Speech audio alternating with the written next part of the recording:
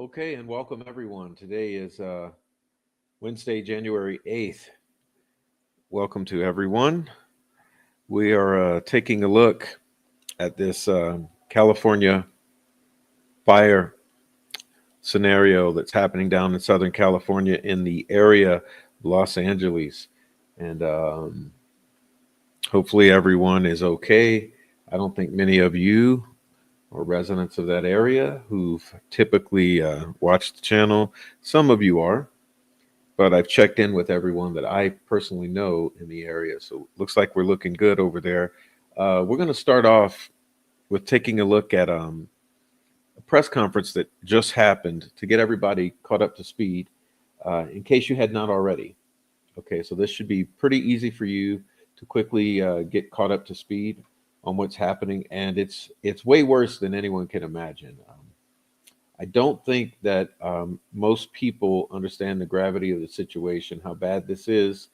It's going to get worse. I guarantee you there are going to be a lot of lives lost as a result of this. It's being downplayed pretty significantly, um, but we'll be taking a look at it today. So keep our ear to the ground, so to speak. So let's see. We'll get this started. Thank you. I'm going to make my comments short because I know you want to hear from our fire chief and the people that are really have the information in real time. But let me just say, this is a dynamic situation. We've got fires throughout the entire county, which are spreading our resources very short. One of the things that people ask me is, what do you want to convey to the public? And that is, heed the advice of first responders. When they ask you to evacuate, evacuate. This is not a drill. This is in real time. So I want to thank the city of Pasadena, who's opened up the Pasadena Convention Center for those impacted by the Eaton Canyon fire. I also want to acknowledge our faith-based partners. All Saints has opened up their church for those that are evacuating the Pasadena area. But again, it's important for us to recognize that while the firefighters are there to protect structures, life is first and foremost frontline. We need to make sure that people heed the advice of our first responders. With that, I'm going to introduce our LA County Fire Chief, Anthony Maroney, to give you an update on what is going on. But I just want to thank Chief Maroney as well as Chief Crowley for the work that they are doing to make sure that our first responders have all the resources necessary. Chief Maroney. So good morning. Thank you, Supervisor Barger. My name is Anthony Maroney. I am the County of Los Angeles Fire Chief, and I'm also the Region 1 Coordinator for Fire and Rescue Resources. I'm going to be giving an update on the Palisades fire in addition to the Eaton fire, although I am aware that we have 4 large fires burning in LA County at this time. The Palisades fire is located in both LA City and LA County. We are in unified command with the City of Los Angeles Fire Department in addition to CAL FIRE. We have well over 5,000 acres that have burned, and the fire is growing. We have no percentage of containment. We have an estimated 1,000 structures destroyed, and also no reported fatalities, and a high number of significant injuries to residents who did not evacuate, in addition to first responders who are on the fire line. Okay, I don't mean to keep stopping it, but keep in mind what he just said. You got 4 fires, 0% contained, meaning completely out of control. 1,000 structures minimum burned. Okay.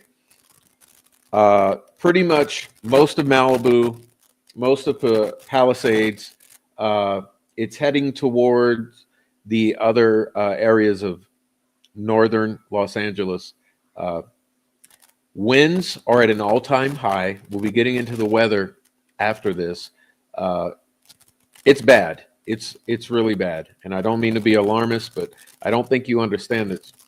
0% containment of 4 out-of-control fires.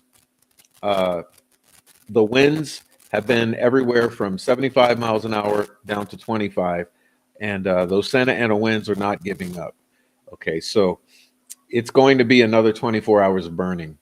So it's really bad, but let's continue to listen. And they're facing shortages now of water for the trucks, and there's also a lot of electrical problems that are sparking additional fires. Let's continue. We have over 1,000 personnel assigned, and the cause of the fire is unknown. However, it is under investigation. For the Eaton Fire, it is located in both the Angeles National Forest, the Altadena area of LA County, and Pasadena. LA County is in unified command with both the Angeles National Forest and the Pasadena Fire Department. We have over 2,000 acres burning at this time, and the fire continues to grow with 0% containment. We have over 500 personnel assigned, and unfortunately, we have 2 reported fatalities to civilians. Unknown cause at this time, and we do have a number of significant injuries.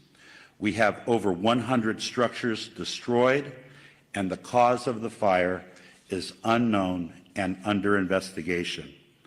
I will ask that LA City Fire Chief Kristen Crowley update you on the Hearst fire after I am finished with my remarks. The LA County Fire Department operational area consists of 29 separate fire departments in LA County, and all of those fire departments are at drawdown with no fire apparatus or additional personnel to spare.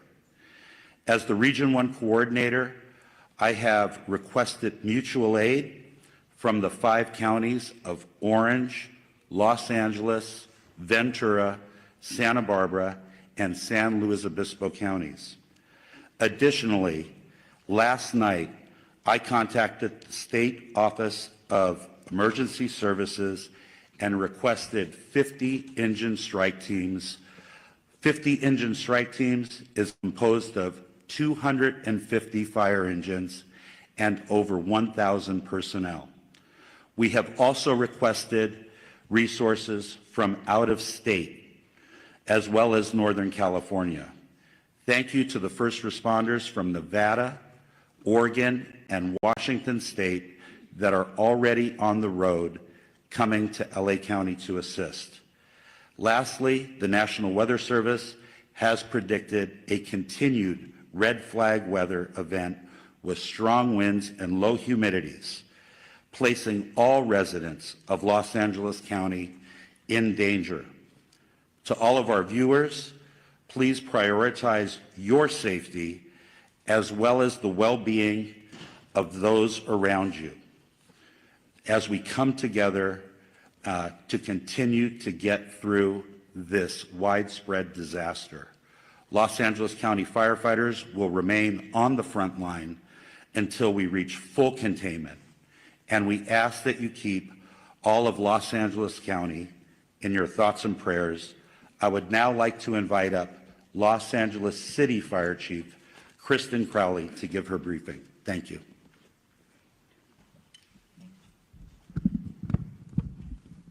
Good morning, everyone. My name is Kristen Crowley, Los Angeles City Fire Department Fire Chief. I'd like to start with just a moment, if we could, of gratitude.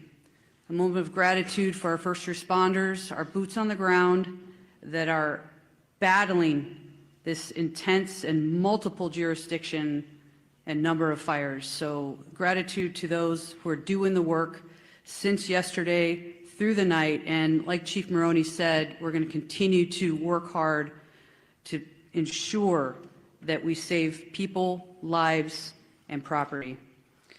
With that, I'll be touching on a couple major points.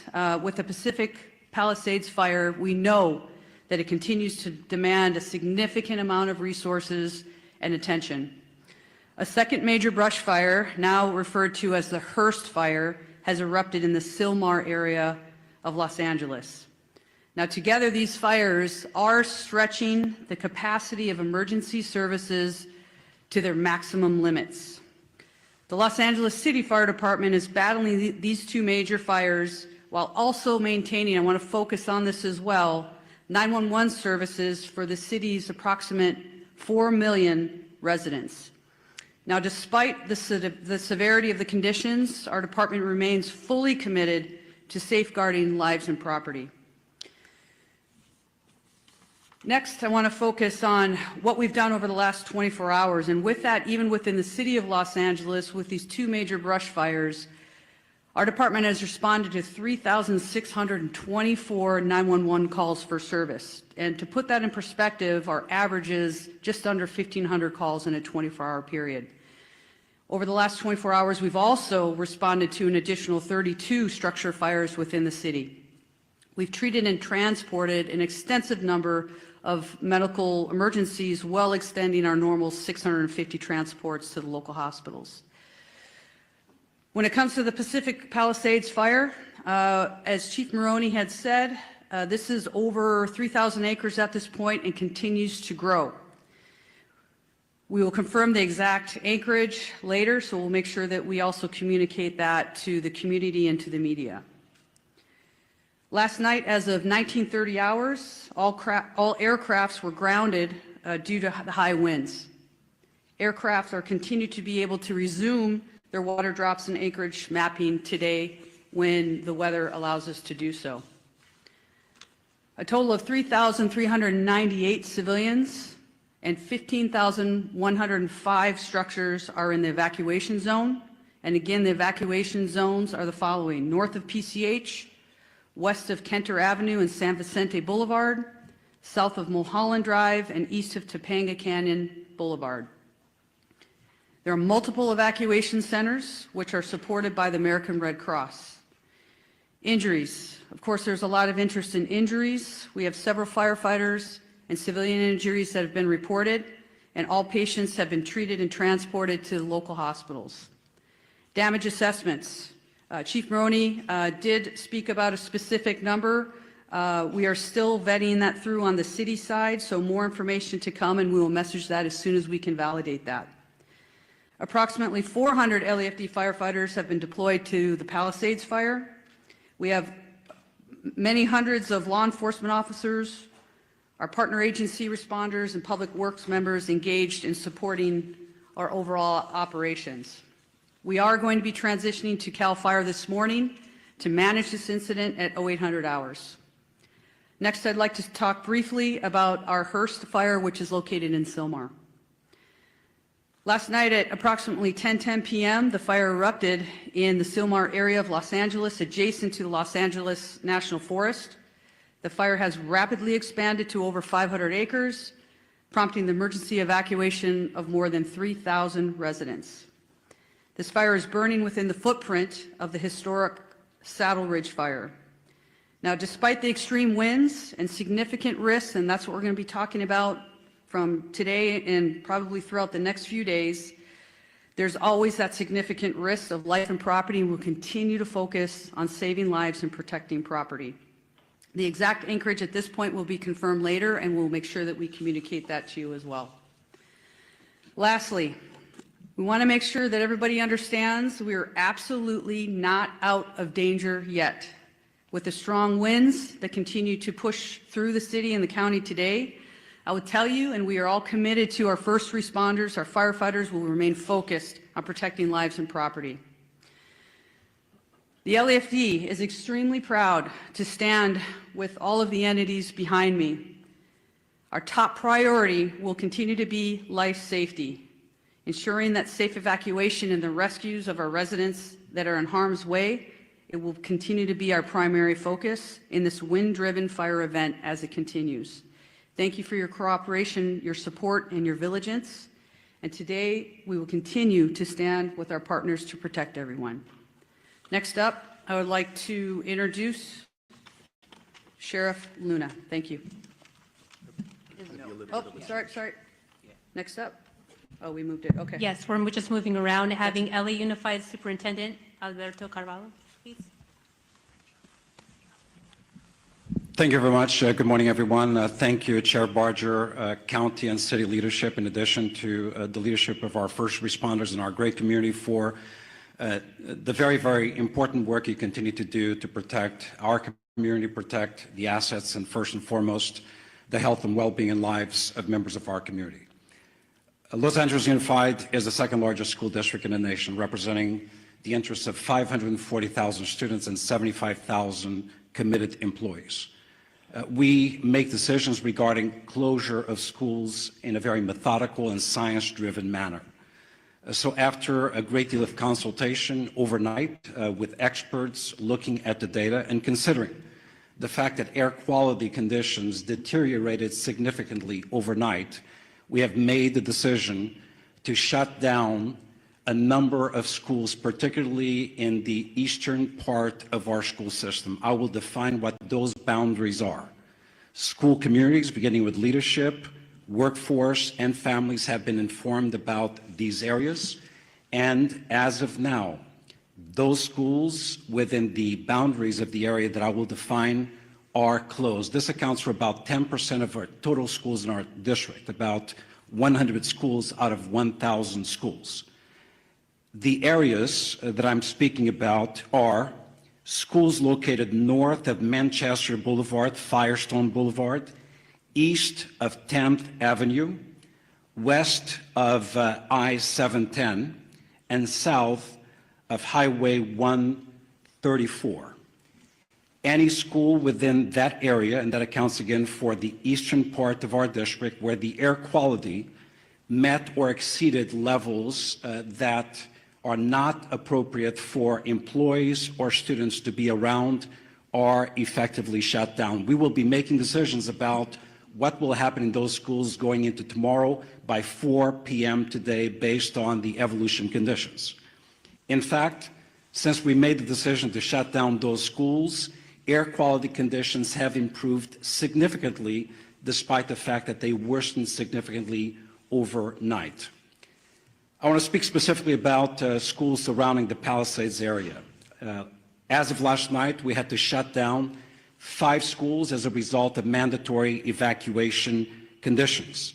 Those were Kinter Canyon Elementary School, Canyon Elementary School, Marquez Elementary School, Palisades Charter Elementary School, Revere Middle School, and Topanga Elementary School, in addition to Palisades High Charter High School. We have reports that Palisades High sustained significant damage as a result of the fire. We are working with state and federal entities to quickly access resources to address the issues facing this community. I want to very briefly address our workforce. We know today is not going to be a perfect day. A number of schools are shut down.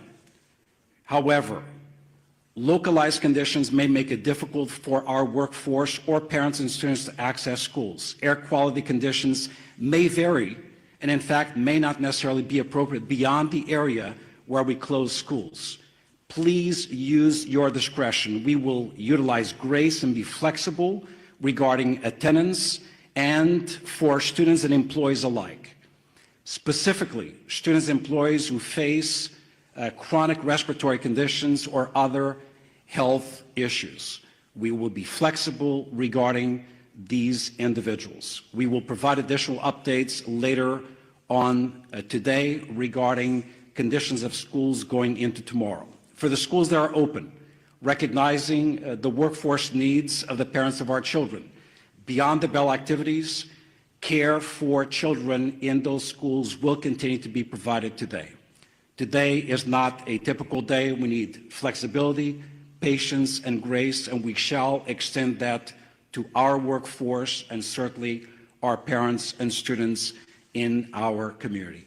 Once again, our hearts go out to those who have been impacted, and our eternal gratitude to the first responders of our community for the fantastic, difficult work they've done over the past 24 hours. Thank you very much.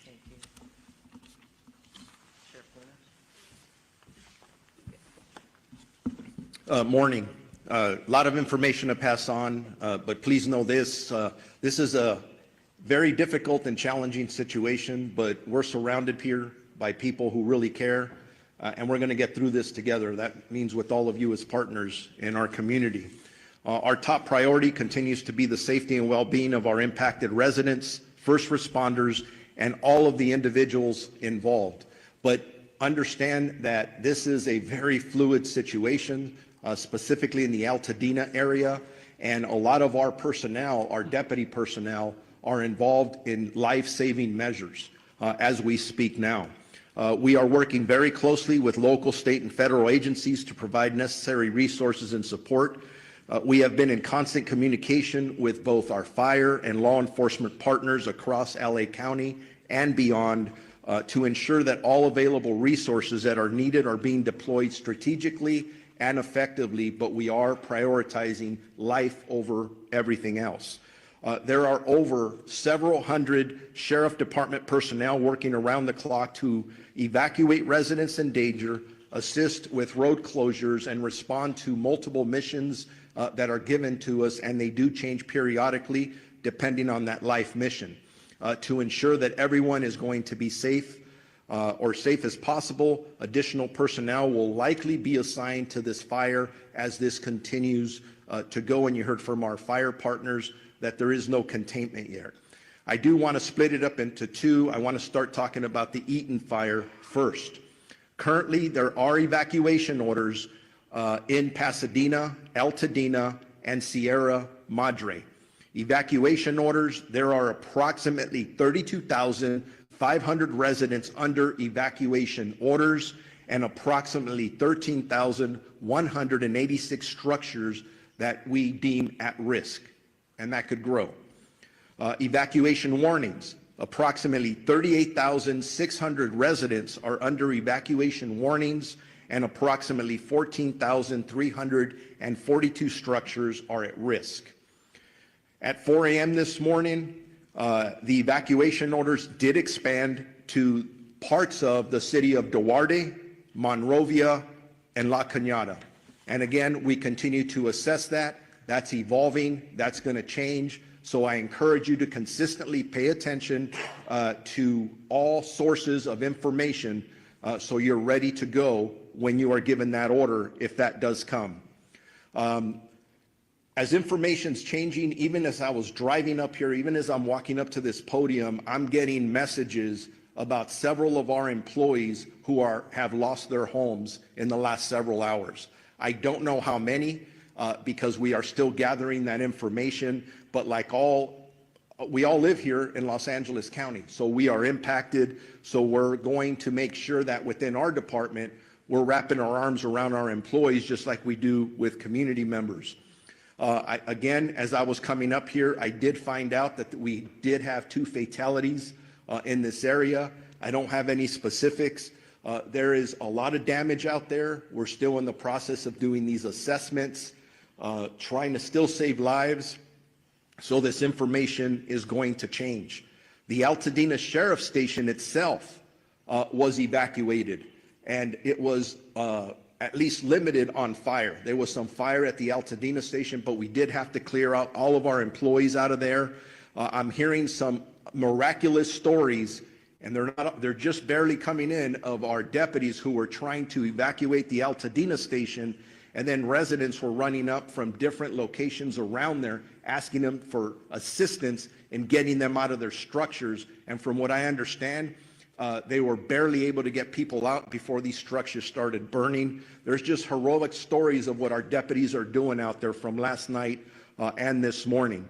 I want to make sure people know deputies are working to assist residents who are evacuating and continuing to make evacuation notices as we're speaking. They are securing areas that are evacuated, and it's always sad when I have to say this, but part of our responsibility is to make sure that no one loots or steals from our residents, our community members who are already being impacted.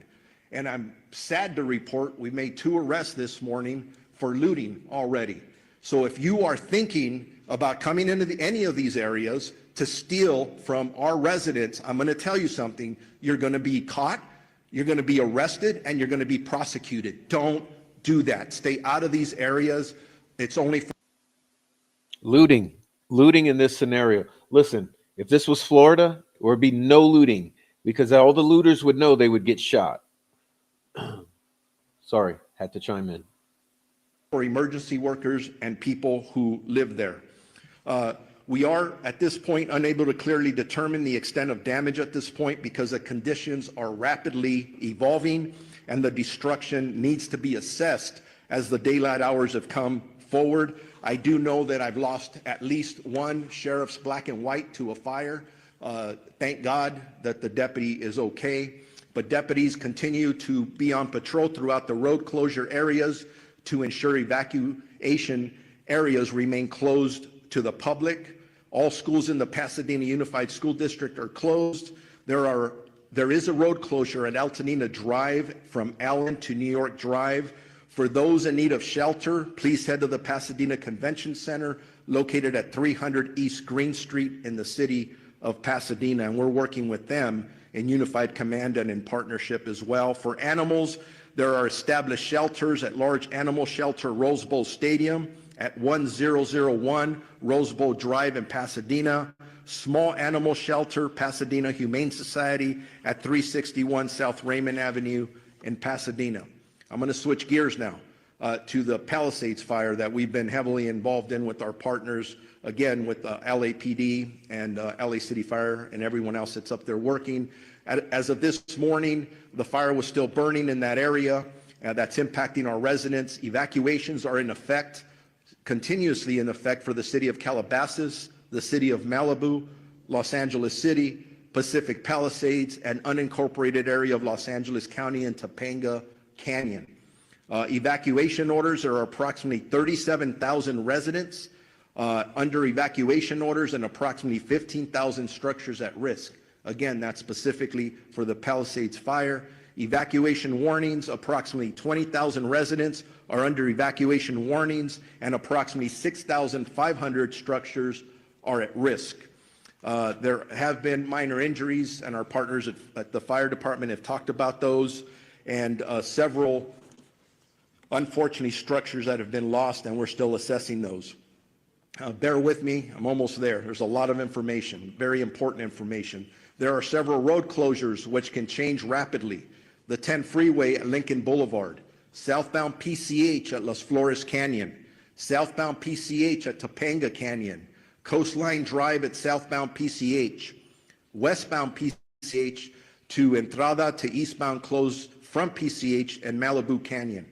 We have established shelters up for that fire in the following locations: Westwood Recreation Center, which is at 1350 South Sepulveda Boulevard in Los Angeles, Pasadena Convention Center, which I already mentioned, we can go there, 300 East Green Street in the city of Pasadena, and El Camino Real Charter High School, 5440 Valley Circle Boulevard in Woodland Hills. Animal shelters, large animals, LA Equestrian Center at 480 West Riverside in Burbank, large animal shelter Pierce College, 6201 Winnetka Avenue in Woodland Hills, large animal shelter Rose Bowl Stadium in Pasadena, small animal shelter Agora Animal Center, and small animal shelter Pasadena Humane Society as well. We got to take care of our pets. As I wrap up, a reminder, and you've heard it from several of us, you need to be prepared. If you are in a warning area, make sure you have your essentials, your important paperwork, your medications, things that you can take, your phone charger to survive for at least a week. But if you are told to evacuate and given an order, there is nothing worth your life. Please listen to the police and fire officials that are out there and be prepared to evacuate. If you have more questions or there's about evacuations, evacuation centers, or road closures, go to lacounty.gov/emergency or our Sheriff's Department social media. Now it's my honor to introduce my partner of the Chief of the Los Angeles Police Department, Jim McDonald. Thank you very much. And as you look at the group assembled behind me this morning, each of those and everybody we represent who's out in the field all have families. Many are impacted directly by the fire, but they leave those families to come and try and be able to help everybody else who's out there. So I owe a debt of gratitude to everybody who is putting it all on the line for everyone else. This is a tragic time in our history here in Los Angeles, but a time where we're really tested and see who we really are. And it's critical that at these times we be patient, that we come together, that we focus on saving lives and to be able to do the very best job we can, so when we look back on this, we know that we did what we could for others. I look at the people who were out there on the line last night. The winds were like something that I have never seen before. Firefighters, police officers, deputies, they're out there sheltering in their vehicles, their trucks and their cars, so that they don't end up getting burned from the fire that was being driven by 75+ mile-an-hour winds. They were there until they could get out of the car and go back to doing their work. As you can imagine, a very difficult circumstance to deal with. These are, as I mentioned, unprecedented conditions, but also unpredictable. As the fire continues to spread and pop up in different locations, none of us know where the next one is going to be. So I would ask you to be vigilant, to look at your neighborhood, to talk to your neighbors, to have everybody on board, so that if they see something start up, that we get on it very quickly. We get fire resources out there as soon as we possibly can, because with these winds, once it starts small, it'll be very big very quickly. And so I would ask for everybody's help, cooperation, and vigilance in that role. As you've heard before about evacuation, that makes the difference between living and not. And so I would ask you to take these warnings, these orders to evacuate very seriously.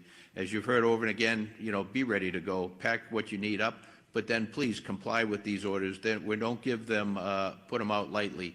When we believe that you're in the path of the fire, we're going to order that evacuation, and we really, really need your compliance on that, because if we have to send people in to try and make rescues, those people are putting their lives on the line directly for something that could have been avoidable. Sheriff Luna mentioned looting. That's something that we also have to watch out for. That is incredible that we'd even have to talk about that during these tragic times. But we are going to take that also extremely seriously, and we will follow up with that in the strongest way possible. As far as traffic goes, that's something that we're used to dealing with here. This will be an extra test of gridlock in many places due to people not having access to their normal routes. I would say that if you have an ability to be able to stay out of the west side today, to commute or to work from home, as long as your employers are good with that, to take advantage of that. The air is very tough today for particularly those who are challenged medically. If you can stay home and work from there, I would recommend that. We will continue to support our partners in the fire service and our other law enforcement partners. But to all and the public who are watching this, sincere thank you to all of you for your cooperation and your patience as we all get through this together. Thank you. Now we're going to introduce my colleague, Supervisor Lindsay Horvath, who represents the Palisades area. Lindsay? Thank you, Madam Chair. This morning, we woke up to a dark cloud over all of Los Angeles, but it is darkest for those who are most intimately impacted by these fires. It has been an immensely painful 24 hours for communities I represent. The Palisades, the Hearst, and Woodley fires are all in the 3rd District, but our strength is in our togetherness, and that will determine how we make it through. We need your partnership in this time of crisis. It is difficult to process the immensity of the destruction and loss, and we extend our hearts and every resource we have to all of our impacted residents. We know when we talk about these structures, they aren't just structures. They aren't even just houses. They're homes. This is our home. These are places where we built community, where we raised families, where we made memories that we will never forget, even if we can't go back to these structures. These are our home. Losing home is simply devastating. And I know that we are all here to support you and stand with you in this time of need. Aggressive winds and fire know no jurisdictional boundaries, nor does coordination and action across our LA County agencies with President Biden and Governor Newsom as they unlock support through fire assistance management grants for Palisades, Eaton, and Hearst fires so far. The talent and tenacity of our first responders is nothing short of extraordinary. And I've said it before, these people on the front lines are doing this because this is their calling. This is not simply a job that they came to have an occupation. They are called to this work to keep us safe, to keep our community safe, and to do all they can in this time of crisis to protect our Los Angeles County. Overnight winds grounded our vehicles, and we have red flag conditions through the end of day tomorrow. But we know that because of these fearless warriors on the front lines, we are doing all that we can to contain this fire. Thank you for your work to keep Los Angeles County safe, including the 3rd District communities of Pacific Palisades, Topanga Canyon, Sunset Mesa, Malibu, Santa Monica, Sylmar, Granada Hills, Lake Balboa, and surrounding communities. Our #1 message to everyone in impacted areas is to follow all evacuation orders and warnings and to stay where you are safe as long as the evacuations remain in place. We continue to have shelter capacity for you, as you have heard, for you, for your pets, and we have animal sheltering sites as well. These orders are not just to keep you safe and to keep your community safe, they are also to keep those on the front lines of this devastating crisis safe. And the longer that you wait to evacuate, the more you are putting people in danger who are putting their lives on the line to protect your homes. Please don't do this. Please evacuate. There is also an evacuation order in Santa Monica, the northern border of the city to San Vicente. The warning is north of Montana to San Vicente as well. We have an evacuation order as well as a warning there. Barry J. Nydorf Juvenile Hall is in Sylmar, and that is under evacuation warning because of the Hearst fire. Our probation department has evacuation plans in place should that move to an evacuation order from a warning, and our priority is to keep our youth in our care safe. Santa Monica Malibu Unified School District has closed its schools today, and as you heard from Superintendent Carvalho, LAUSD has a variety of updates. We have heard from our state insurance commissioner as well, and while this is still quite early in this emergency, we do have some initial guidance from his office for evacuated households on reimbursable insurance expenses, with information to be found at insurance.ca.gov. Obtain a complete copy of your insurance policy, take note of additional living expense limits, track additional expenses, document conversations with your insurer or adjuster, and don't rush any decisions. If you have any questions, call 800-927-4357.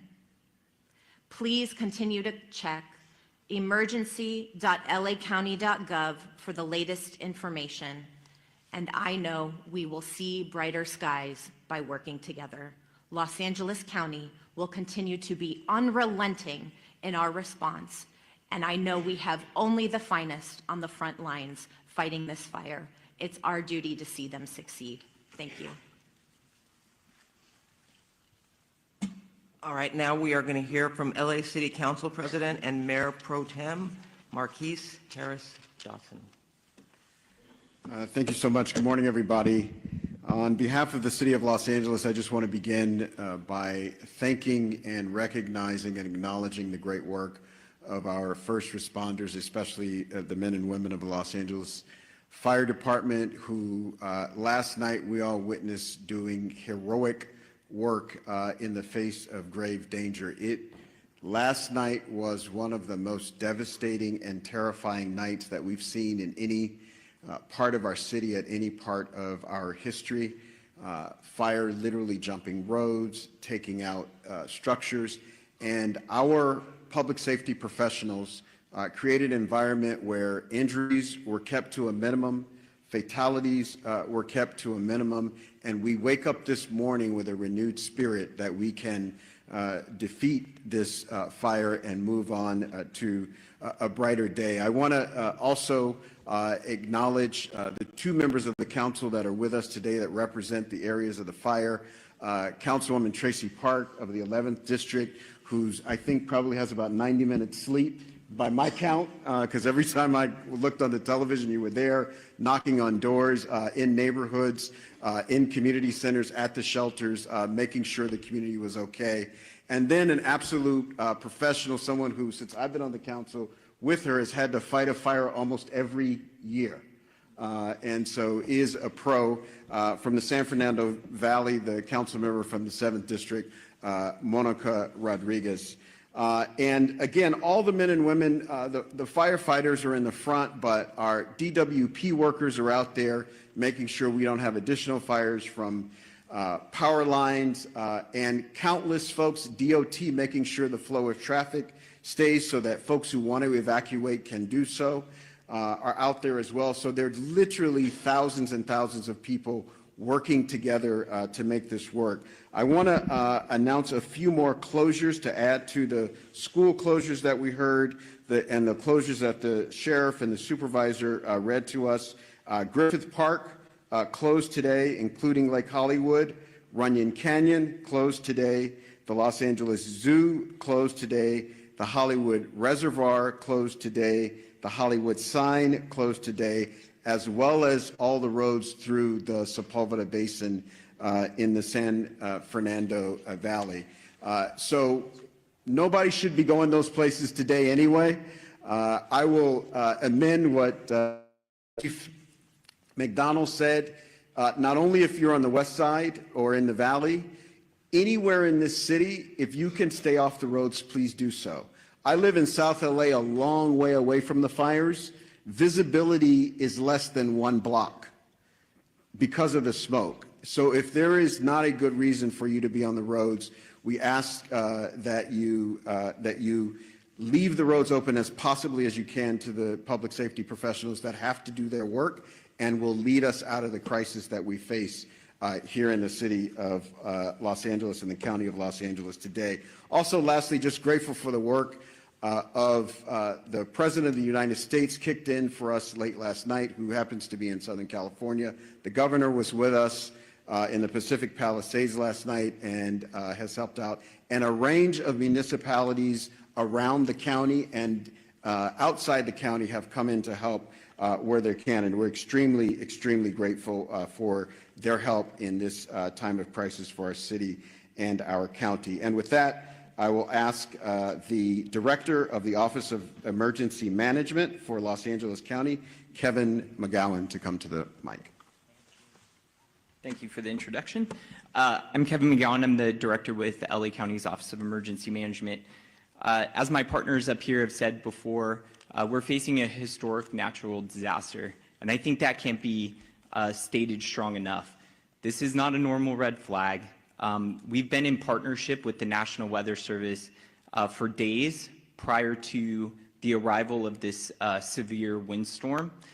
There's been amazing communication by the National Weather Service, and they should be acknowledged for all of the communication that was put out days in advance.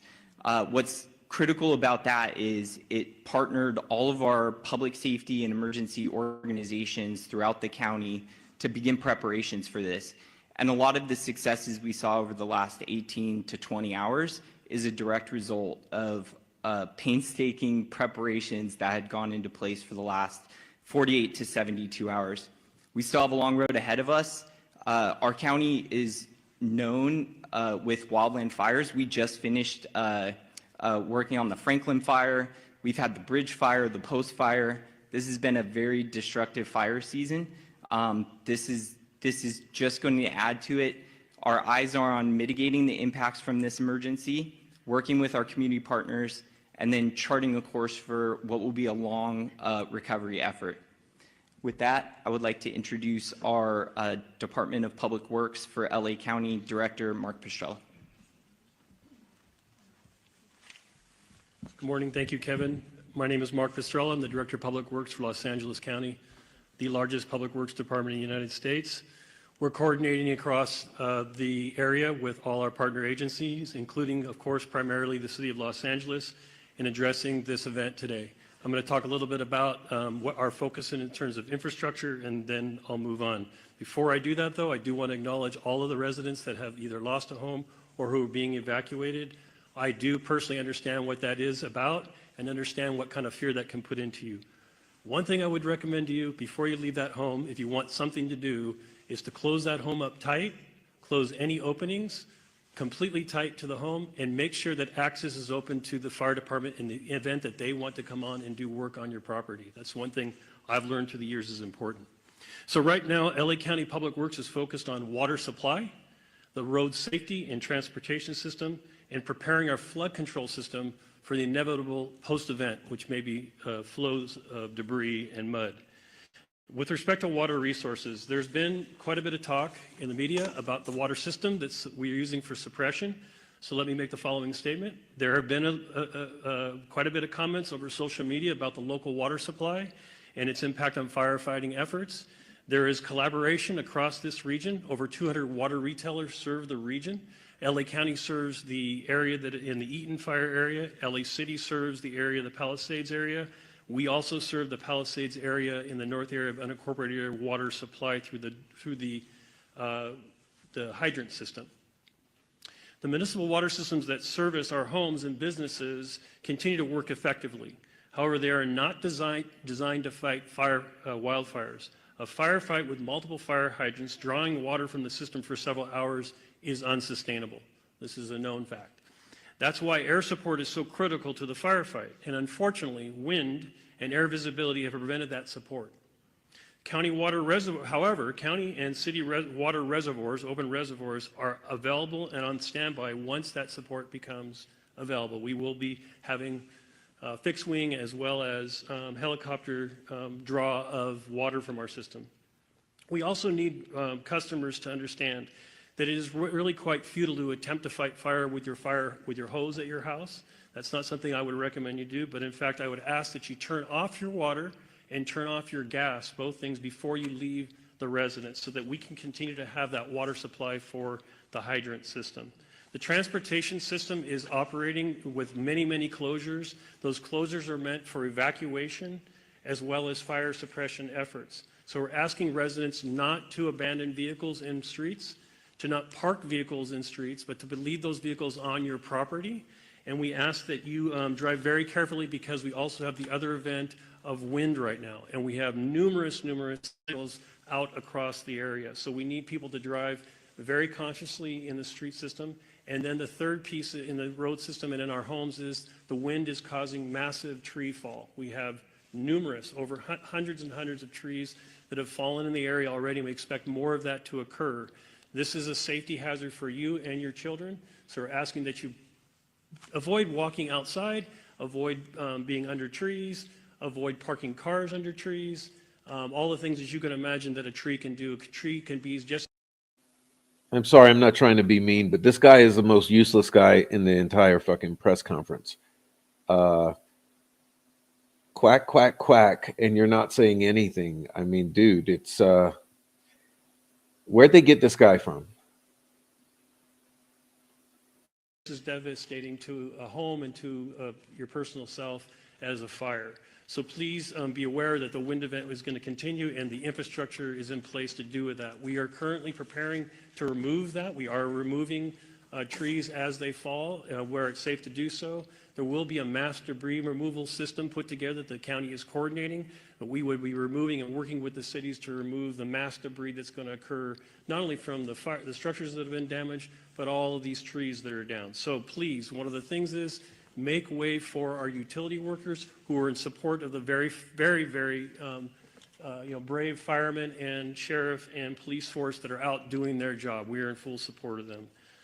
So lastly, on the flood control system, this is just a quick note that yes, in fact, we will have a lot of debris. The flood control system has been impacted, that covers the entire region, by the fire. In fact, many of our facilities have been burned. One in Eaton area, Eaton Yard, where there is a debris dam there, and its facilities are currently threatened. We are looking at that and want to raise up those systems. As we enter into post-fire, our department will be available to do review of your individual properties to make sure that you're safe from debris flow as another event that may occur in LA County. With that, I'm going to happy to turn over the microphone to my partner from the Department of Water Power, the General Manager, Janice Kianis. Maybe this Thank you, Mark. one won't be a dummy. I am Janice Quiñones, CEO and Chief Engineer for LADWP. I want to start by thanking everybody on this response. I've been in emergency management my whole career, and the collaboration I've seen in this response has been incredible, especially our first responders, our crews. I want to thank our crews that have been working on high winds trying to restore power as fast as possible, and also county, city council, mayor's office. The mayor has been in contact with me all the time. And also other utilities in California have been proactively reaching out to us to help us with the restoration. So we're in the process of contacting them to ask for more support. I want to continue the thought process that Mark. Nevada, Oregon, and Washington State that are already on. And 6.5% is because our system has protected itself from further outages. And so we have to patrol every line before we come back online. With that, I just want to thank everybody and Madam Chair. Thank you. It's taking us 24 to 48 hours to get to all of the outages. That's why we're going to start increasing our mutual aid request to get more crews on here to reduce that restoration time. But we cannot do that until it's safe for our crews. And I'm happy to report we have had no safety incidents for either the water and the power crews, which we need all the crews safely operating in our system. 40% of our outages were due to us having to de-energize the circuits for public safety. And we cannot energize them until it's safe to do so, and we have put eyes on our system.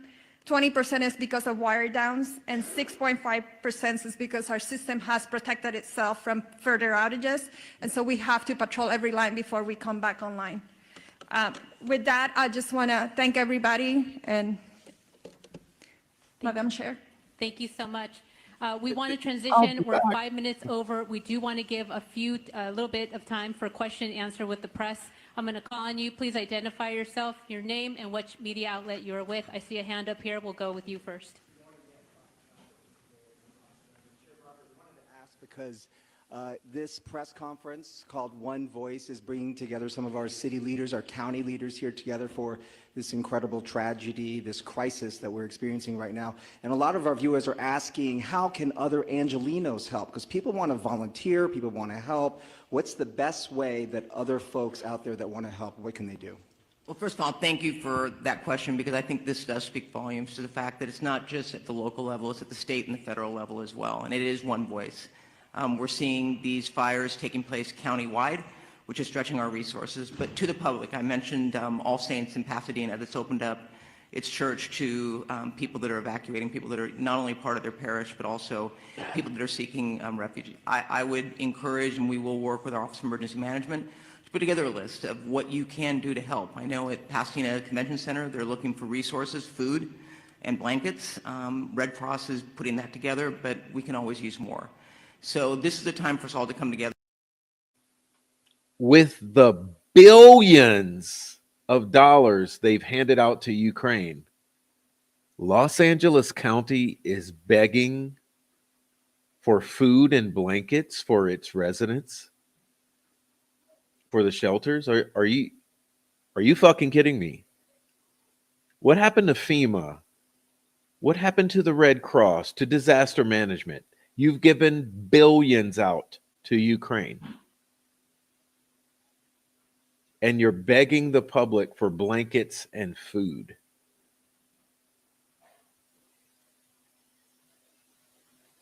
I mean, we're trying to wrap our heads around just getting this fire under control.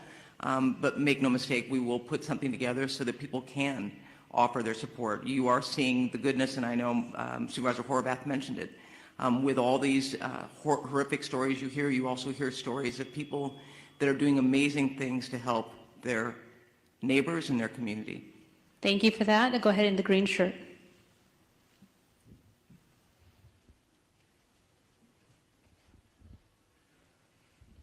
Yeah, the DWP was talking about the problems with the water supply, and I was wondering if either the DWP or the fire department has any kind of numbers to talk about, like what is the number of hydrants that could not get water because of these pressure issues? What percentage of the system in Pacific Palisades wasn't getting serviced at that point? And given the type of things you're describing this morning, do you think there needs to be an overhaul of the system, given these increasing number of urban fires? And also, when does the mayor return? Yeah, you think? You think? And name and media outlet, please. David Zahnizer with the Los Angeles Times. By the way, that was a great question, David with the Los Angeles Times. That was great.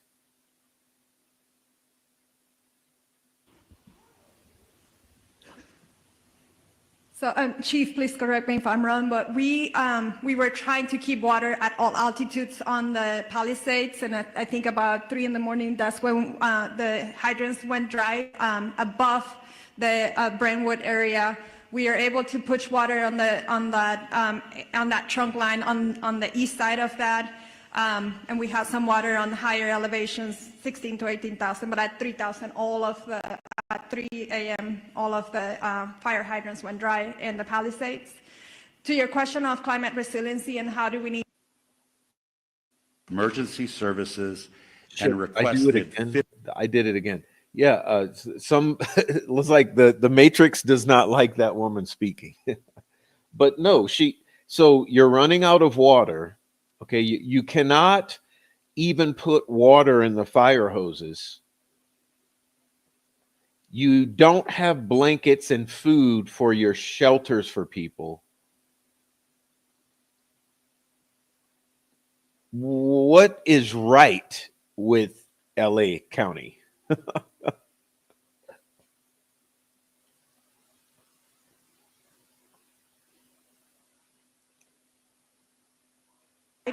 above the Brentwood area?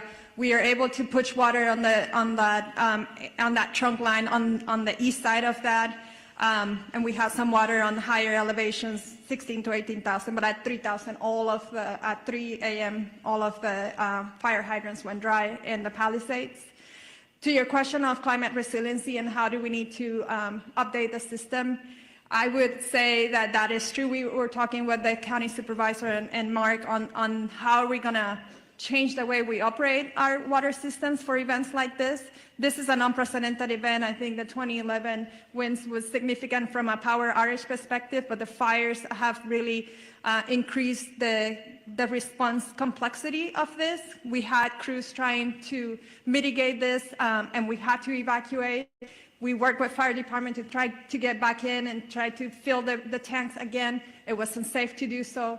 So you're managing the fires, you're managing the power outage, and you're managing the water needs because it was an urban wildfire firefighting.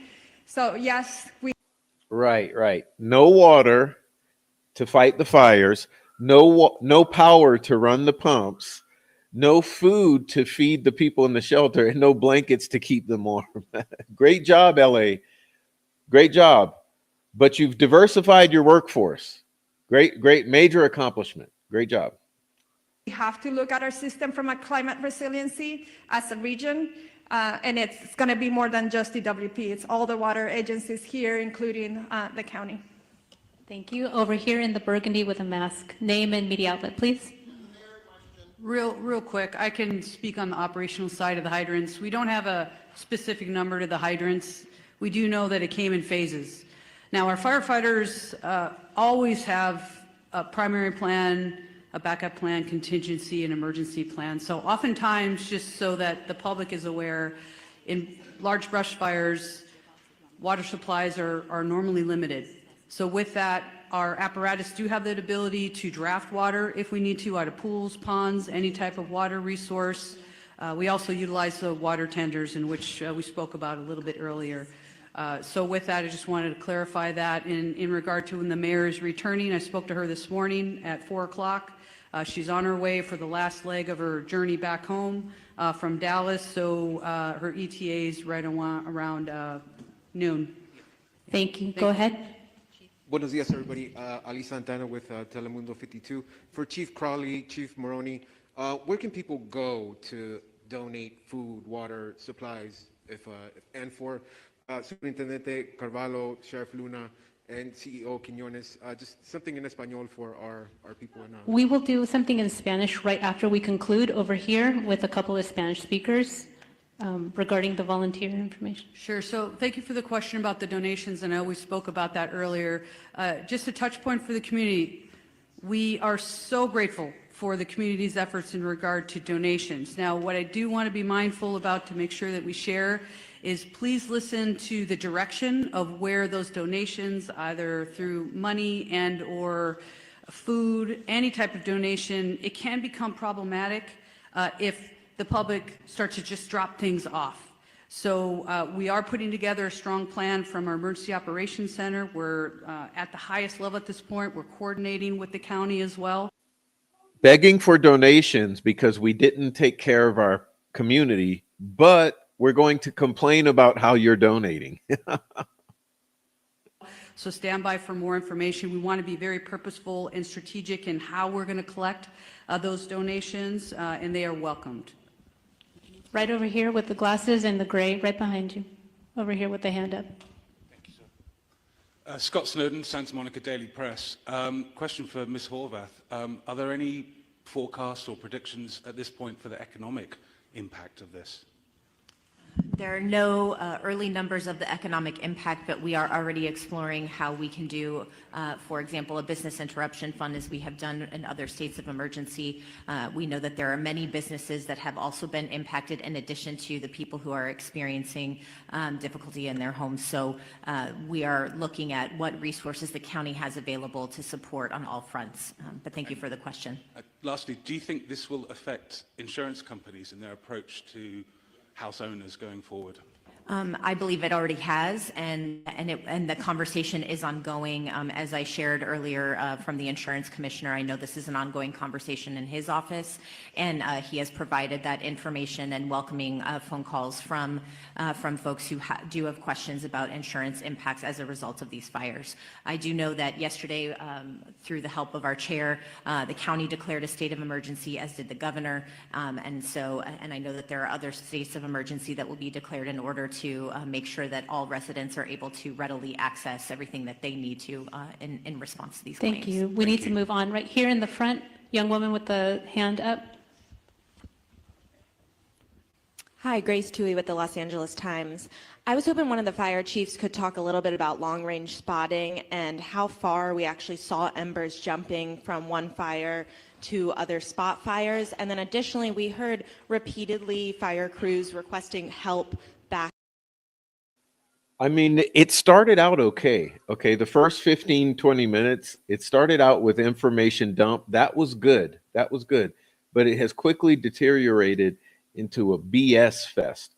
As soon as they allowed the emergency management individuals up, it like downward spiraled. Like, emergency management, what?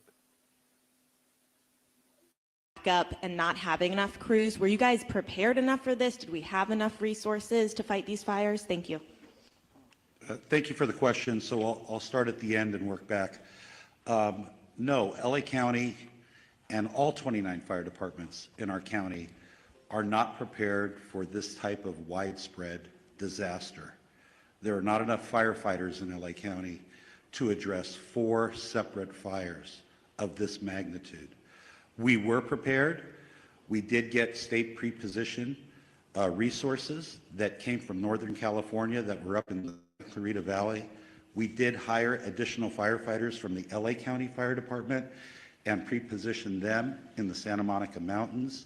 The LA County Fire Department was prepared for 1 or 2 major brush fires, but not 4, especially given these sustained winds and low humidities. Like our Director of Emergency Management said, this is not a normal red flag alert. People were calling for help. We tried to get them the help that they needed. LA County right now, like the LA City Fire Department, is prioritizing life safety, but we're also engaging in structure defense, perimeter control, and aerial operations. It's a Remember joke. that the LA County Fire Department has 13 aerial assets available to it. Listen, all of these words, let me remind you, okay? I know he's saying a lot of words. 0% containment. 4 major fires eating up northern LA. 0% containment. The winds have been going for 24 hours. They're going to go another 24. This thing has already quadrupled in size. All right. So he's right now, it's just 50 people blabbing mouth. Okay. In addition to our agency-owned helicopters, we have our 2 CL-415 Super Scoopers and our CH-47, which is part of the 3-county QRF. So we're prepared to keep fighting the fight. Like I said earlier, I've requested additional resources, not only from Northern California, but from out of state. We did that last night, yesterday. So we're doing the very best we can.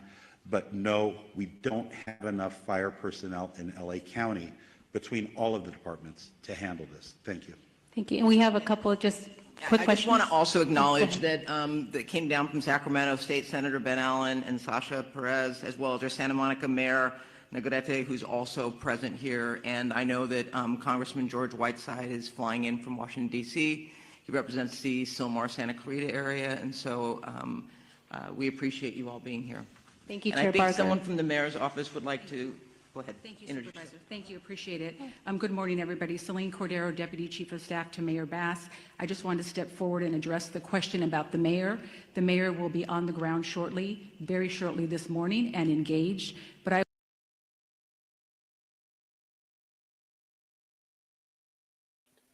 No, let's be clear here. The mayor made DEI and vacations a priority, and her city is burning as we speak. Yes, the Getty Museum is burning down. Yeah. I want to assure the community and the city, our mayor has been actively engaged 100% of the time, the entire last 24 hours throughout this unfortunate event and crisis. The mayor has been in constant communication with our chief of police, our fire chief, our council president, our law enforcement partners, our Supervisor Barger, thank you, and our county partners. So I just want to stress she has had 100% access the entire time that she's been traveling and been actively involved in the decision making. So I have to take up for my boss right now, who's in Ghana on a DEI trip, but whole other subject, you know. She's got things under control. thank you very much to all up here, and the mayor looks forward to meeting you very shortly this morning. Thank you for that. Over here in the green shirt. Good morning. Stephen Coleman, KABC. You mentioned 4 fires. I'm aware of 3. Could you describe and characterize the 4th fire? County fire? Yes, I can speak briefly on that 4th fire was the Woodley fire, which is approximately, it was a smaller fire. We threw a lot of resources at it. It is under control at this point. We'll push that information out to the media so you have the very specifics, but we're calling it the Woodley fire. Yeah, it was in the Sepulveda Basin. Yes, sir. Thank you. Last question, then we'll have one-on-ones. Hi, Samantha Norris, San Fernando Valley Sun. I know the Hearst fire is one of the smaller fires here, but can somebody speak more to what resources are being deployed to that fire? And for people in the Sylmar area, what are the evacuation zone areas, any closures, and where those people can go in the area? Hi, good morning. Councilwoman Monica Rodriguez from the 7th District. Last night we evacuated 71 horses from the Stetson Ranch area. The fire came up quickly, and so thankfully they were safely evacuated to the Hanson Dam Equestrian Center. As we indicated, this is a very dynamic situation, and the lack of aerial support is making it that much more challenging for firefighters to be able to fight these fires, whether it's in the Palisades or any other part of the county. And so it's critically important that people heed the evacuation orders in the Sylmar community. Richie Valens Rec Center. I just wanted to make this observation before I let it go. And I'm sorry for being annoying. I know I have a tendency. But do you think some of these 50 people on stage could be doing something to help right now? I mean, do we need them all weighing down the stage? Seems like they could be doing things to help the situation, like going find some blankets, getting some food, I don't know, finding some water.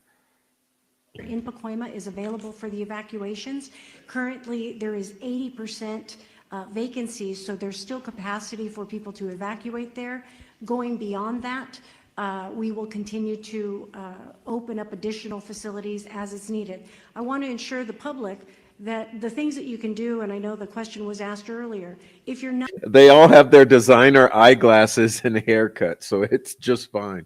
No, for real though, this is a good and factual. That this mayor cut the fire department budget by 17 million.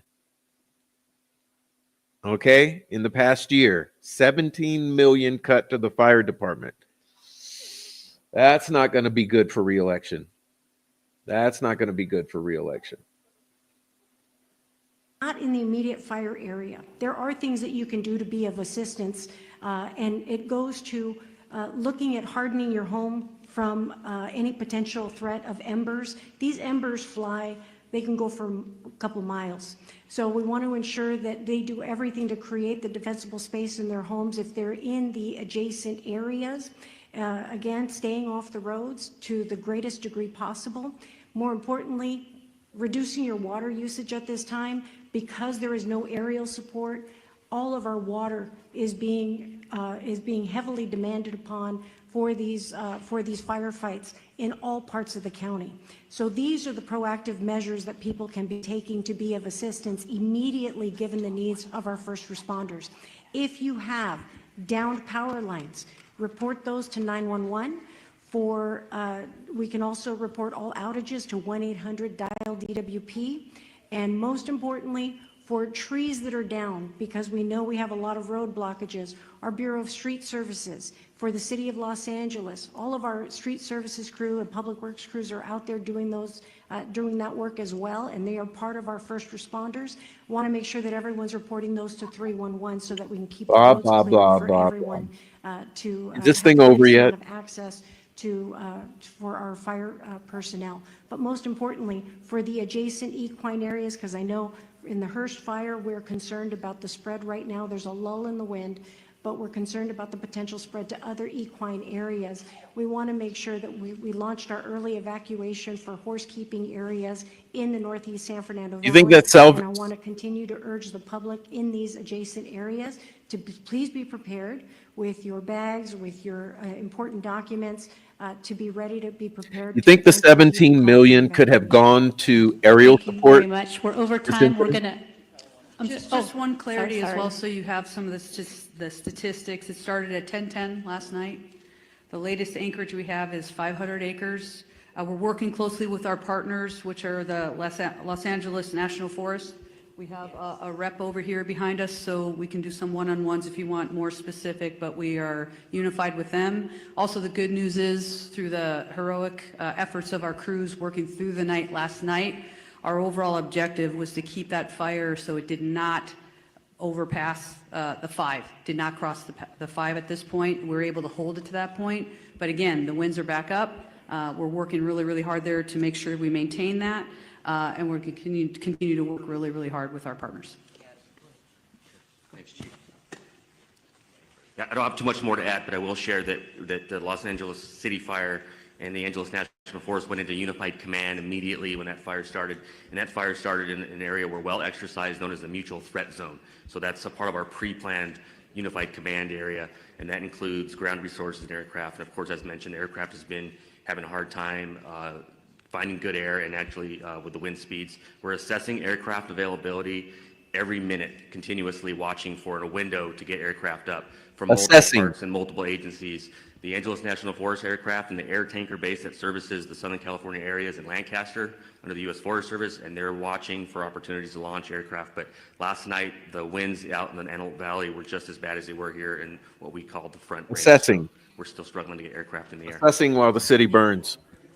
Yes, sir. Guarantee you, Robert Garcia, Fire a Chief for part the Angeles of National Los Forest. Angeles. Thank you. We are wrapping up Greater our press part conference. will We will burn have tonight. one-on-ones and a short for Spanish media if you gather right over here.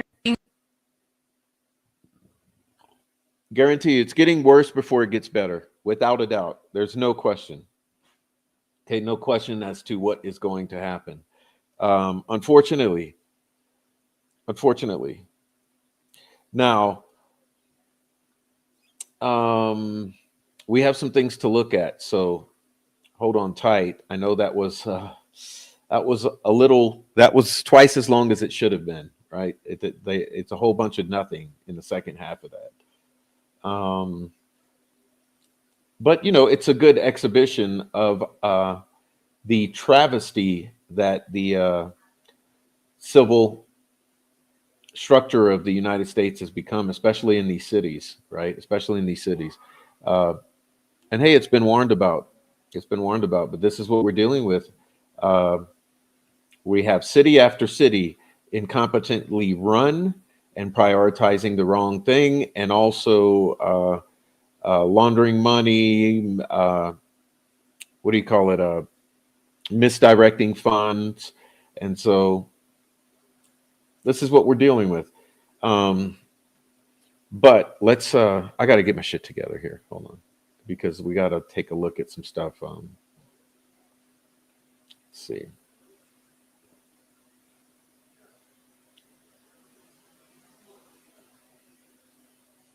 These people will end up at the local watering hole far from the danger zone where they suck down margaritas and talk shit and talk about how good they did today at the press conference. Yes, there have been fatalities. Trust me, like I said at the opening, there are going to be so many fatalities that you will not believe it, okay? They're underreporting right now because they don't know. But you've got to understand how many homes have burned, how many people cannot get out, how many people so many people have to flee their vehicles on foot. There's going to be plenty of fatalities. They're only reporting a handful now, but it's out of control. I guarantee you there's going to be so many fatalities, you won't believe it at the end of this. But understand, it's going to go for another 24 to 48 hours at least. Okay. And I'll show you why. Okay. We'll show you why now. It's time for another thing. So let's see. But keep in mind, this particular area that is burning is the most high-priced real estate. Okay, we're talking about Malibu, Palisades, North Los Angeles. Okay, so it's bad. Possibly Brentwood, maybe Hollywood, Bel Air, fucking I don't know. Yeah. So let me see. Let me. I have to do a screen share. Okay. I have to do a screen share. So let's see. Let's see. Screen share. Okay, screen share. Let's do it.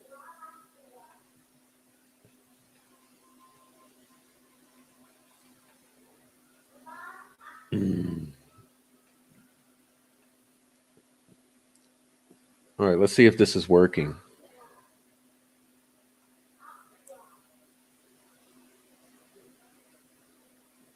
Is it working? Let me check.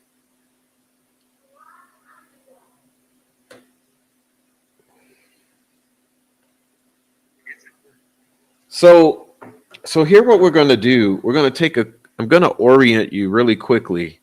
And look, if you're already hip to this, just do something else. But here we go with California, right? Okay, California. I don't know if you see the mouse or not. California. And down here, usually we've seen all of these fires recently in Northern California. A lot of fires in Northern California, but Right now we're dealing with Southern California. And so we need to go in and look at it. Let's see, let's do this. I'm going to say, I had this together earlier. What do I need to do? Let's see. There we go. Okay, so we're going to look at what we're dealing with here.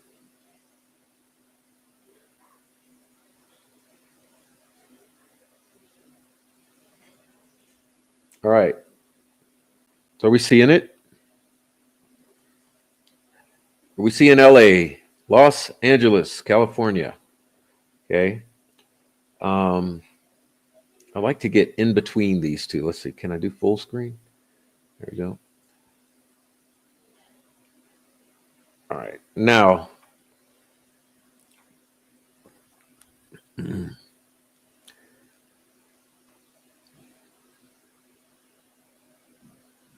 I happy with this? Yeah, it's good enough. Okay, it's good enough. So let's take a look here.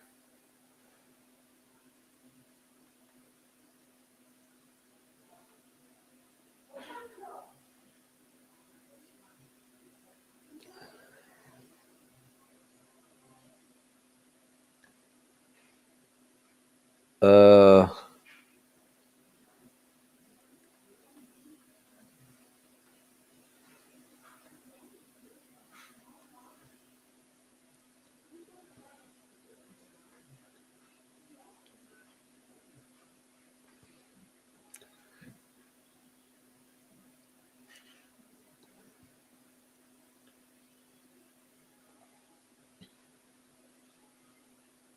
there we go. We're getting there.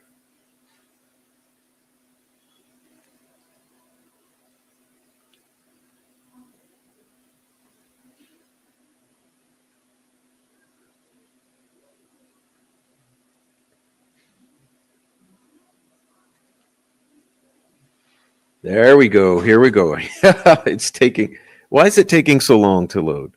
There we go. So as you can see, it's still populating. It's kind of glitchy. This is what you get from the government website. But it's going to track this way, okay? I don't know why it looks like this here, but it really comes out this way. So you see, this is Malibu. Now, this area burned a couple years ago. Can't remember how many years, but there was fires out here where the mouse is in the past several years. So this had already burned, but I mean, obviously within several years, you're going to have some more brush grow up, which will enable more burning.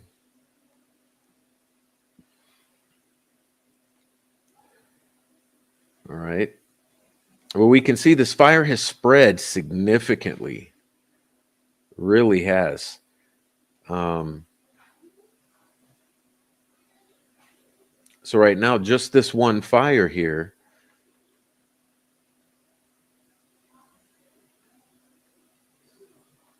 you can see it's, and this is not even up to date. This seems like it's several hours behind.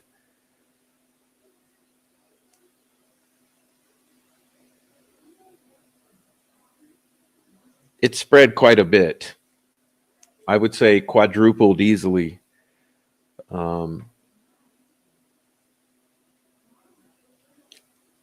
They're claiming about 12,000 acres. Remember, last night it was at 2,000 acres. All right. 2,000 to 12,000. It's just totally going out of control. And like I said, remember, 0% containment here. 0% containment. And as I told my buddy this morning, that something important to keep in mind, notice how it's all along the coastline. Isn't that interesting? Isn't that interesting that it's all hugging the coastline, almost as if it's all started somewhere along the coastline? And I'm wondering if is being intentionally spread. Is it intentionally being spread from the coastline? And it's odd because the winds are actually coming this way. I'll show you a wind map in a moment, but the winds are coming in this direction.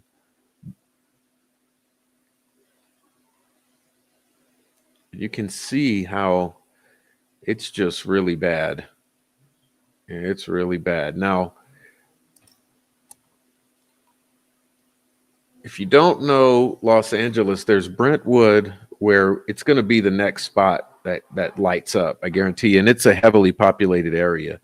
Okay, so you got, notice here where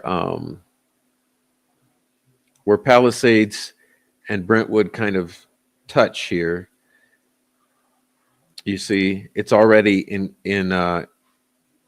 incurring here. You see, because these high winds are keeping the flying debris kind of airborne, and so it's not only is it fueling the fire sufficiently, but it's also putting these embers airborne, which are then flying over into any green area. And say if you take a look at it, we'll even get closer. Look at all the green here. Remember, this is an affluent neighborhood, which means a lot of greenery. Okay, because you got affluent neighborhoods have a lot of green space. They were designed that way, you know. So all this green space, all of this green space here, you know, it's going to be the first to spark off, and then it spreads into the neighborhoods, and that's what we've seen. And so you got all of this, you see. And remember, 0% containment means this is out of control. There's zero control over this. You know, so as this spreads, it's free to go where it wants to. And it's kind of clear based upon the pattern we're seeing from a distance that it keeps reaching towards the coastline here. So I would assume it's probably going to hit this line right here. And this will be a good kind of point for it to rest, because this is where it gets dense, right here on Montana Avenue. So everything north of this, I would say, is probably going to light up. And you see it's going to continue to spread northward onto the mountains. You know, so you'll see here, let's see, I'm trying to show you. This is Brentwood. And on into Brentwood, up here, you go north. You see, it's just prime for sparking up. A lot of green space, like I said. And if we look here, let's back it up a bit. Okay, let's let it populate. Yeah, you see how it's reaching into these mountains because of the vegetation. And remember, the management stopped maybe 30 years ago. So all of this has gone back to nature. This filled with underbrush that's at pretty much 4% humidity at the most. So it's just ready to spark up. So you've got, like I said, from the coast up to about this point. You see how it's all reaching to this point. So you would assume that as it spreads eastward here into these affluent neighborhoods here, it's going to most likely it's going to take over this Brentwood and Crestwood Hills area. All right. Now, let's back out of here because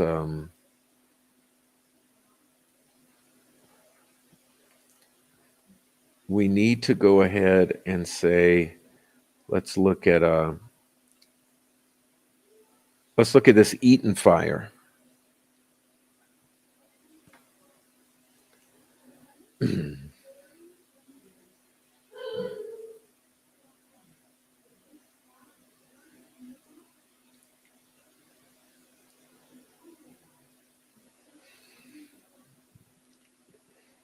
Okay. All right, let's look at the Eaton fire. Now, let's get some context here.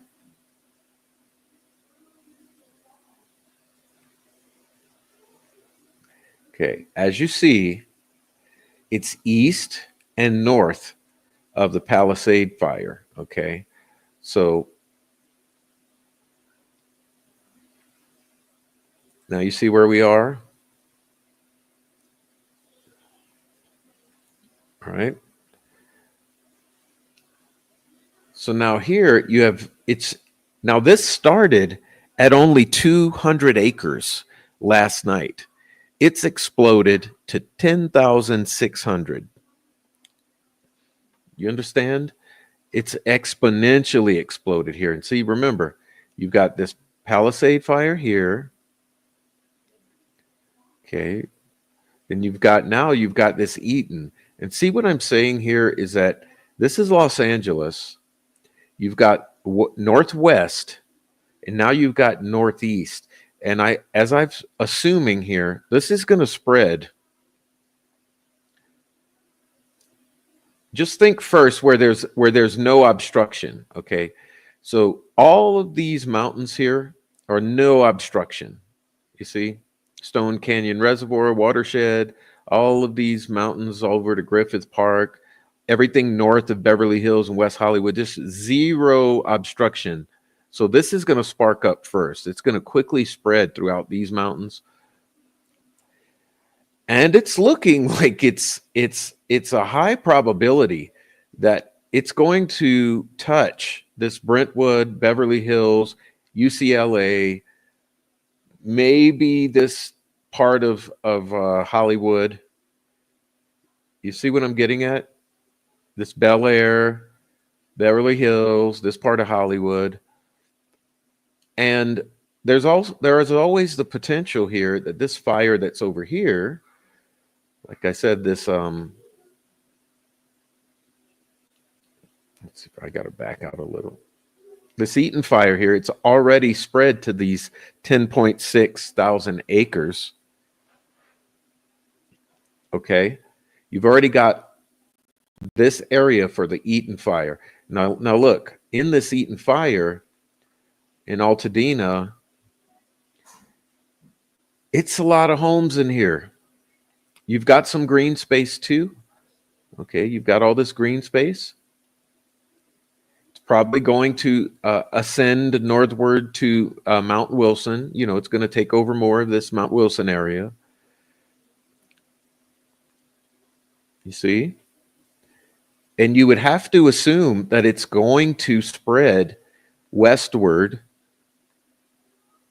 into this area here. And hopefully it doesn't go into Burbank and totally devastate that entire community. That's a big area, you know. So you're going to pray that it doesn't really go into Burbank much, but it's at least going to put Glendale at risk here because, like I said, it's already encroaching. Look, you've got this Palisades fire here, which is encroaching upon all of this wild area, all the wilderness. Okay, you've got this Eaton fire, which is encroaching upon this wilderness. And so what is sandwiched in between the two?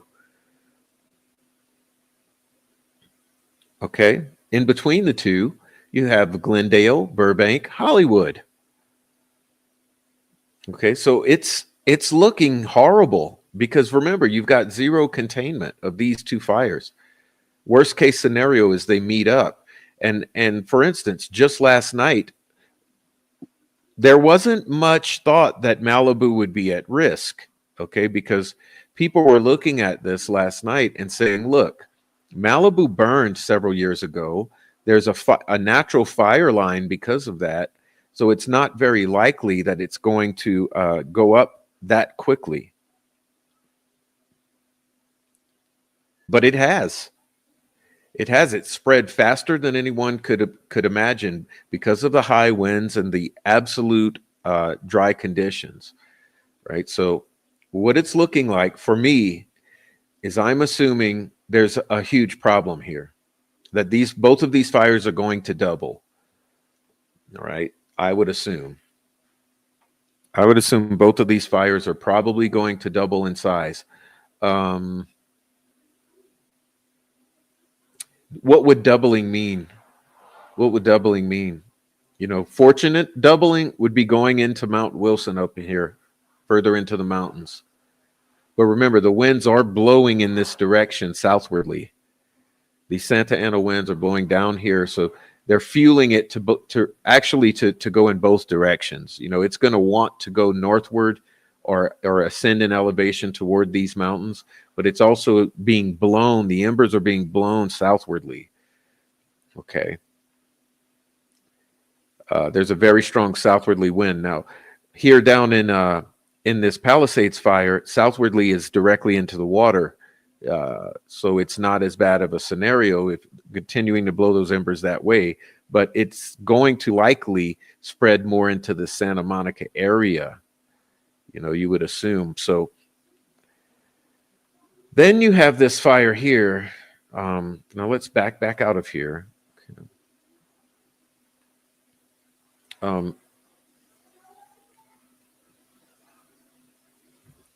Let's go back to incidents.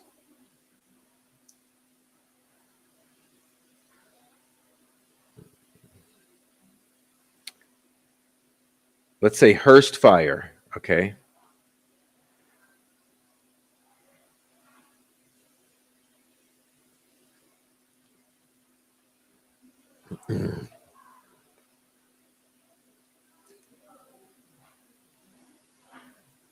And I'll go full screen for this too.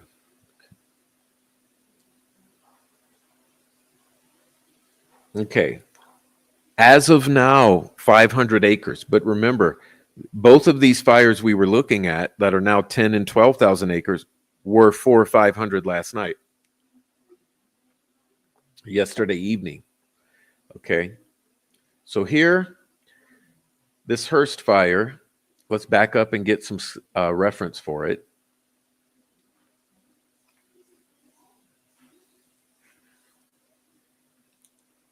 I'll wait for the zones to populate here. Okay, you see where we are positioned? You see where this is? Again, this is Los Angeles here.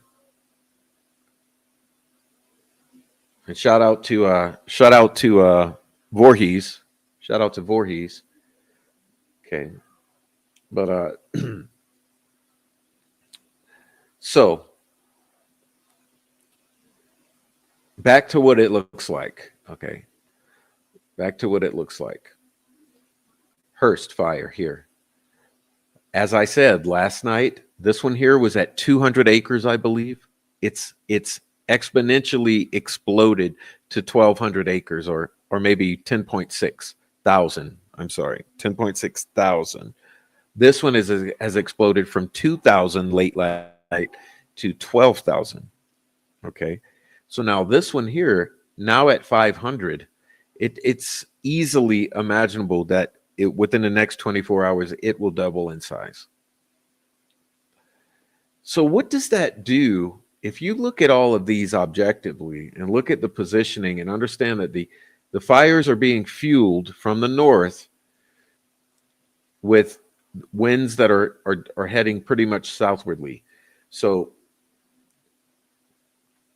you can see the progression here where this one has spread. Okay, you see where this one is spread. You see where this one is now.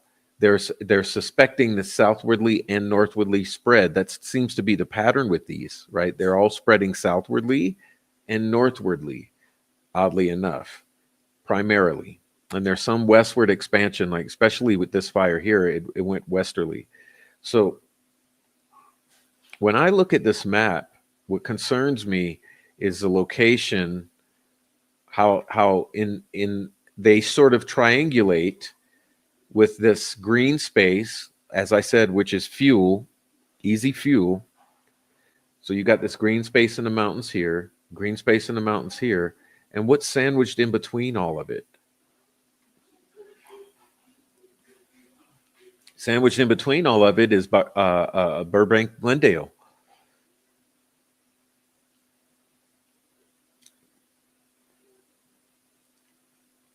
So you've got a lot of risk right now, and I think that there's a lot of underestimating the risk. You know, I think that for some reason the news is downplaying this all. The only news that is really showing you are the local news stations in LA, and we'll take a look at those in a moment. So the local news is appropriately covering this, but I don't think the world news is really covering it appropriately yet. How significant and severe this is here. Now, when I was looking at the Santa Ana winds, okay, I was asking the all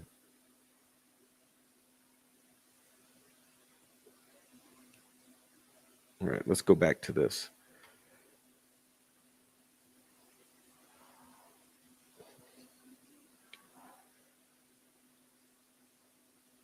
So the AI was saying, oh gosh, why can't I get it to load up here? Come on, give it.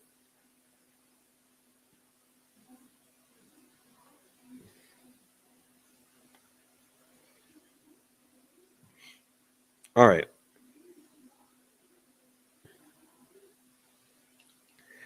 So it was saying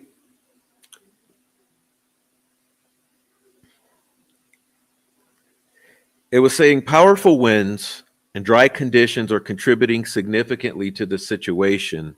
Wind gusts could be as high as 90 miles per hour in certain areas, potentially marking the most severe conditions since 2011 in Los Angeles County.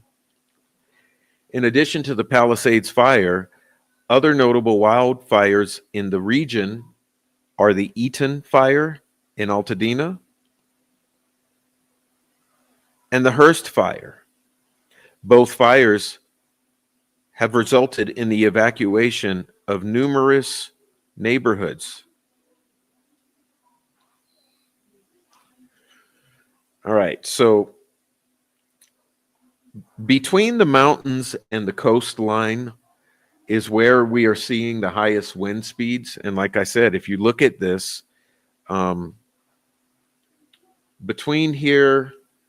between these mountains here, between Altadena and Hearst, and down on into LA, that's where the severe winds are most likely to occur because of the change in elevations. As these winds descend,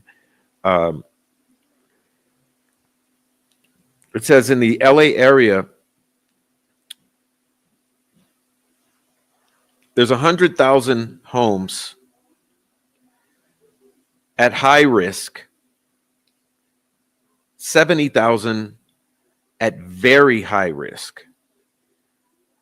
Over in Riverside, 83,000 at high risk and 82,000 at very high risk. So what is 8 and 8? It's 16, 160,000 homes at high risk at this moment. Okay. Totaling some 300 billion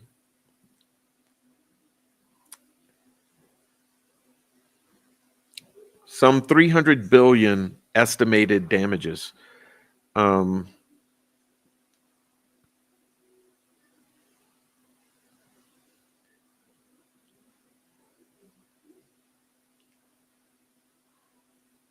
The increased intermingling of wildland and human development elevates the risk of fire-related disasters.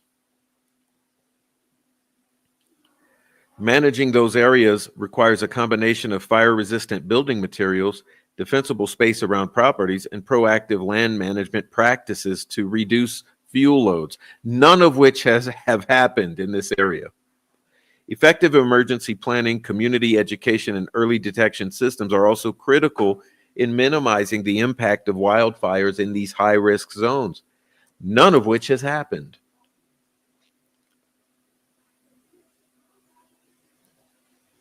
According to CoreLogic's senior hazard scientist, Dr. Tom Jeffrey, the area of the Palisades has been classified as abnormally dry since early December. The area has been drying since the seasonal precipitation that occurred in late 2024. The Santa Ana winds that are currently driving these fires occur periodically, but the most recent winds are exceptionally strong, with reported speeds of 50 to 70 miles an hour and greater. This not only drives the fires and spreads embers, but also inhibits the flying tanker aircraft and helicopters used to suppress fires.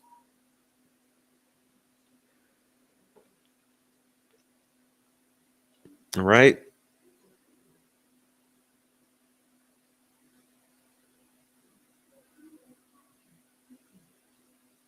Now you've got all the politicians doing their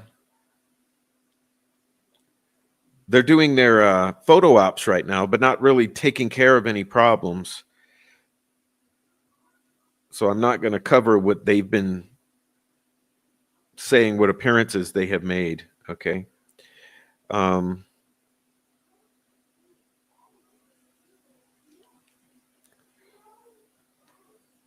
The New York Times says just hours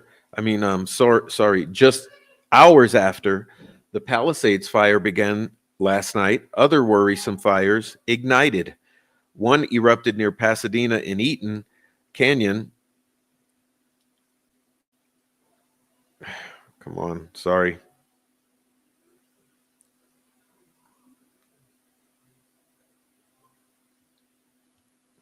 It's freezing up on me.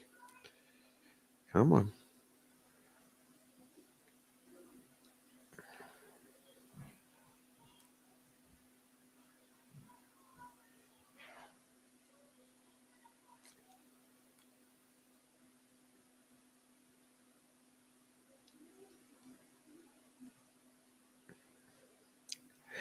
Firefighters are struggling to contain. Yeah, that's an understatement.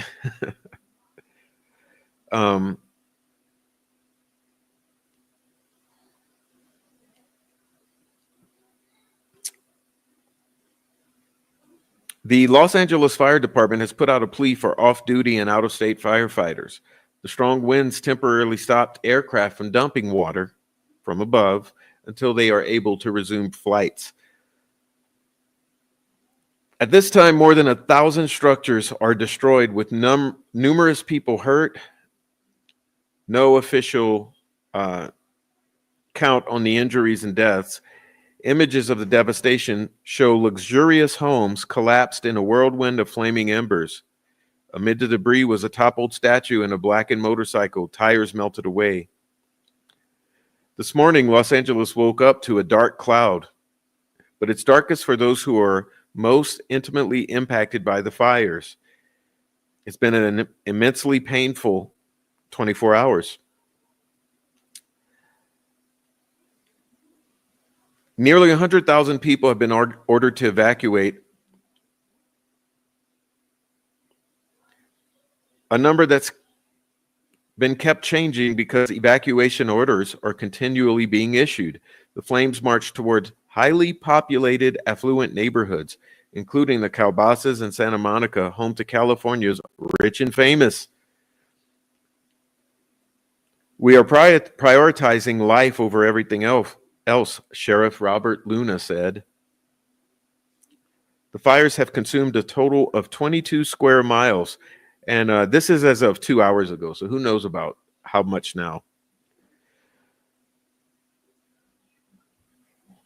Flames moved so quickly that many had little time to escape. Police sought shelter inside their patrol cars, and residents at a senior living center were pushed in wheelchairs and hospital beds down the street to safety. In Northeast LA on Wednesday, many of those residents were at the Pasadena Convention Center, waiting to hear where they would be staying. One of the fires ripped through the Pacific Palisades neighborhood, a hillside area along the coast dotted with celebrity homes and memorialized by the Beach Boys' 1960s hit Surfin' USA. In the race to get to safety, roadways have become impassable because scores of people have abandoned their vehicles, fleeing on foot, some toting suitcases. People were getting out of cars with their dogs and babies and bags, said Kelsey Trainer, who escaped while ash fell all around and fires burned on both sides of the road.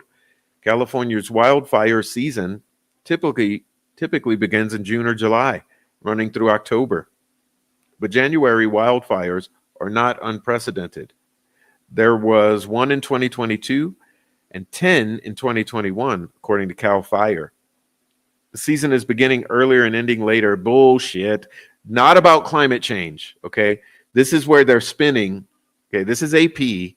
Obviously, they're trying to spin the climate change into this. This is not about climate change. Okay, this is about failed management policies.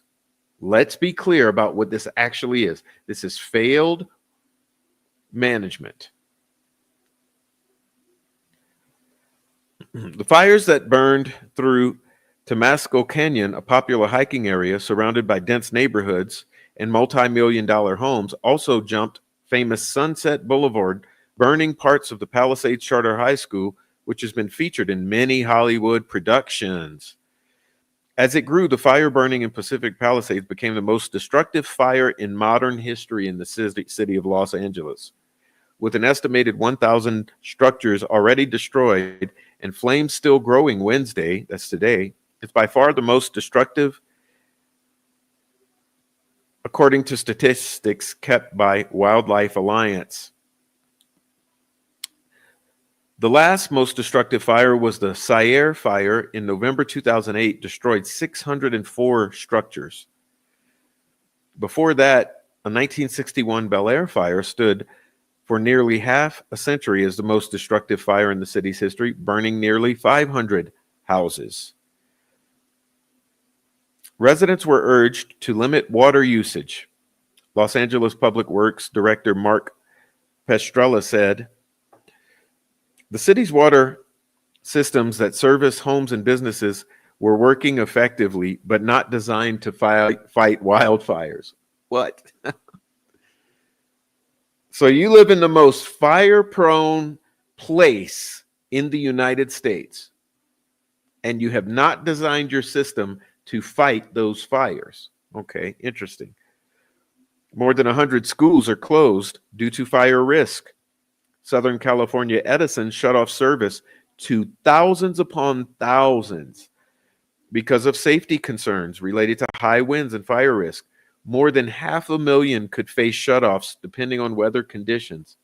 Yes, and let me say, the reason they are cutting power is because these hot lines are being blown by the severe winds and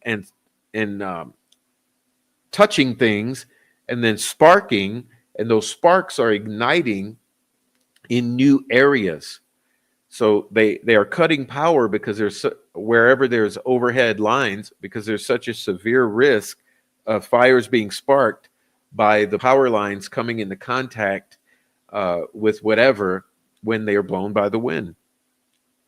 The notorious Santa Anas have contributed to warmer than average temperatures and increased to 80 miles per hour early Wednesday, according to reports by the National Weather Service, and could top 100 miles per hour in the mountains and foothills today.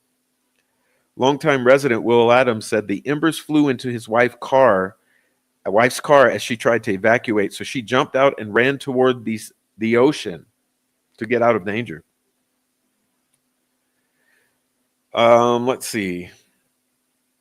So I'll leave that one alone because they want to push the climate change narrative, which we don't do here. Now let's go. So you see the setup. Okay, so I just wanted to show the setup for starters there, and let's see. Let's make sure that I'm getting out of this. All right. Good. So now I want to show, let's see, some of this. Just a moment, please. Building your online business? Go to Wix.com and set up your store on a single integrated platform. Just a moment, please.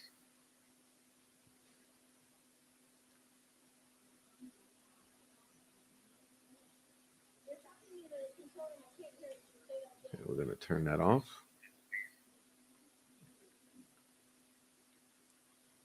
Let's see.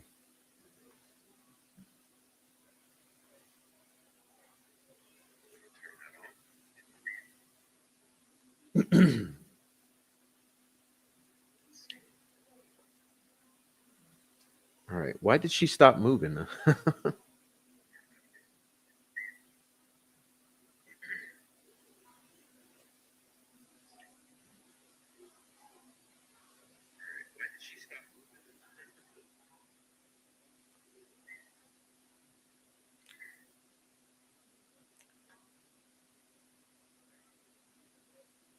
All right.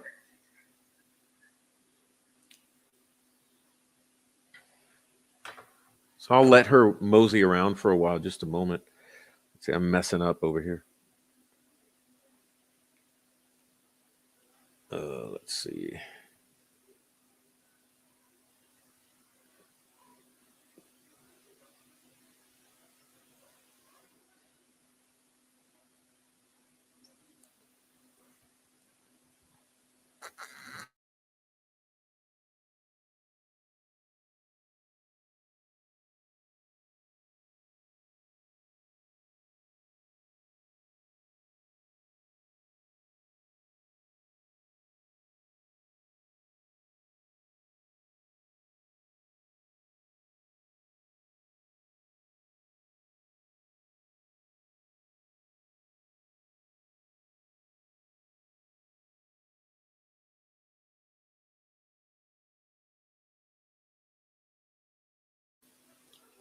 All right, this is totally difficult to do. All right, so let's see if she's going to be moseying around, um,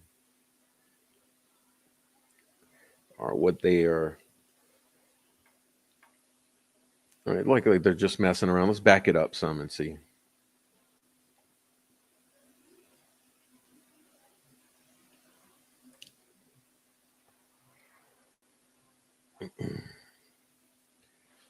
Oh, she's showing the winds. Okay. So, like I said, you see where the winds are coming from.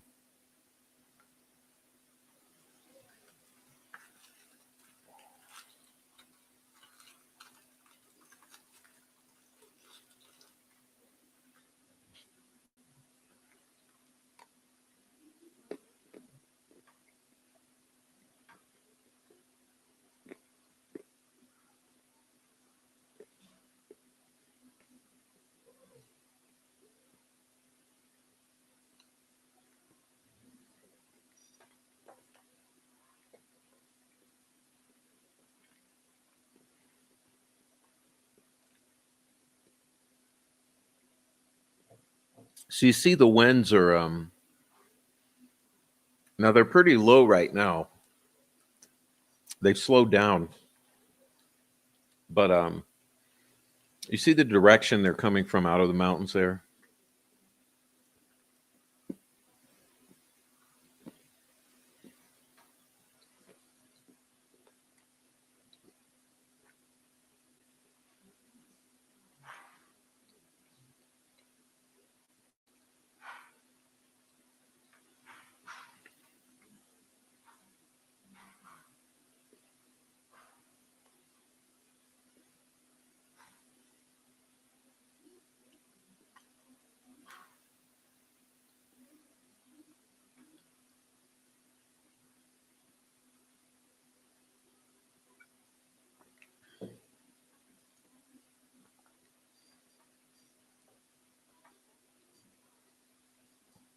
All right, let me look at the chat. I'll get back to this properly managing this channel. Let's see. I'll look at the chat.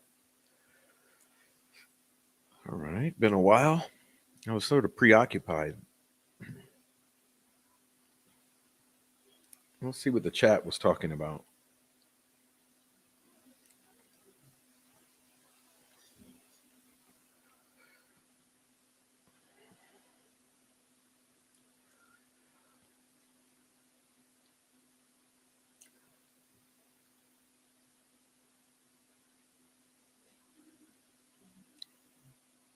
Prof, the Hearst fire has potential to torch the Angeles National Forest.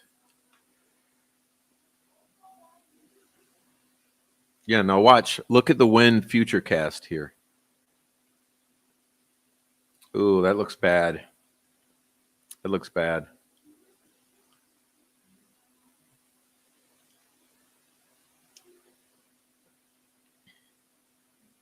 Did I back all the way up to 4 a.m.? I did.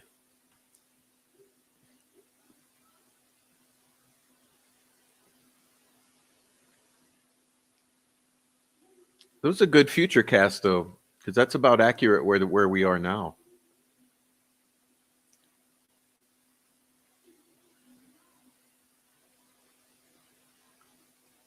Now, see, that'll be a bad situation. Now, that says later tonight. You see how they change direction a little? That's a bad situation. I think changing direction like that will push it closer to the city. It shit hit the fan, LA. Who else we got in the chat here?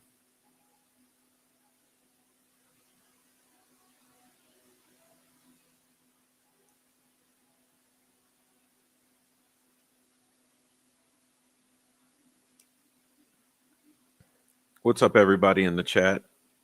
Fur Baby Daddy, Sweet Dude Shibby, Heavy Metal Rehab, Court of Public Opinion, JT, David Rogers, Kate U, Nancy Drew 101, Spike Dog, Spicy Cappy, Say What, Who's Your Daddy, Jay. What's up, everybody in that chat? And everybody in the other channel, too. I don't know who's in the other channel, but what's up to you, too? Let's see. See, in the other channel, we got Miss K. What's up, Miss K? Tracy Freeman, Big JD, Mark Ellis. What's up, everybody in the other channel?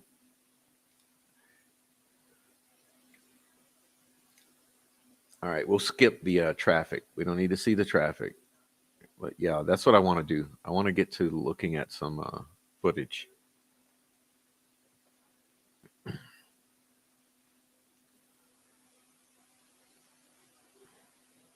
What's up, Valencia's mom? Ben Aaron? Rose Marie?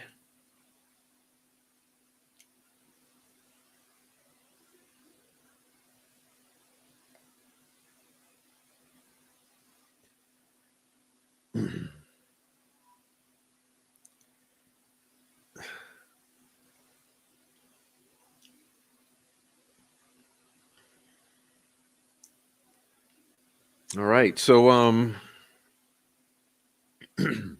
like I said, this was last night, and remember that it exploded. I don't know how many times over is that, from 2,000 to 12,000. That's 6 times over or something.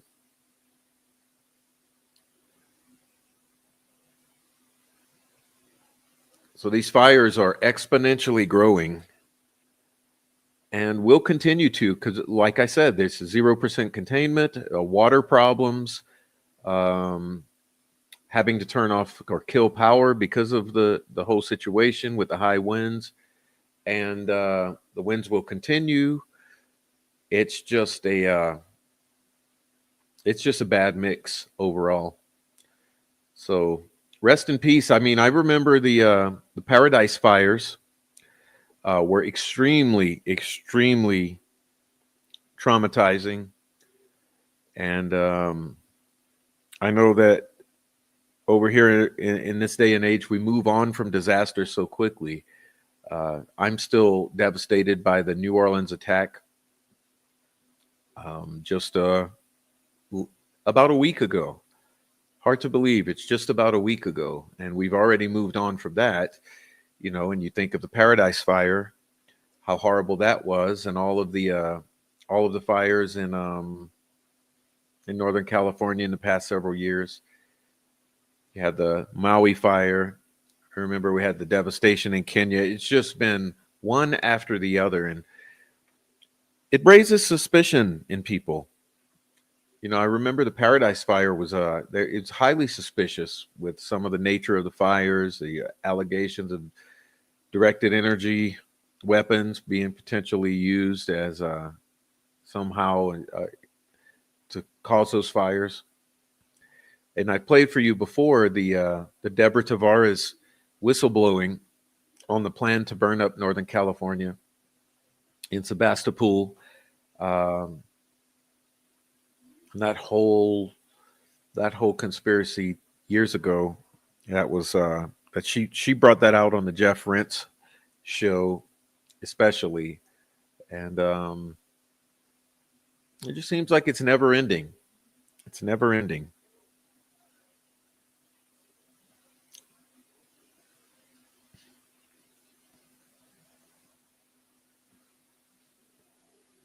See if we can forward through some of this. Is this maybe sunrise? Okay. See what happened earlier this morning. Oh, I don't want to see that face. That's the most punchable face in all of the governors. Of any governor, that's the most punchable face. Right there. The I damn sure don't want to see that one. Okay. But you notice he's there for the photo op. He makes sure to be there for that photo op. Oh, look at the poor horse. Did you see the horse?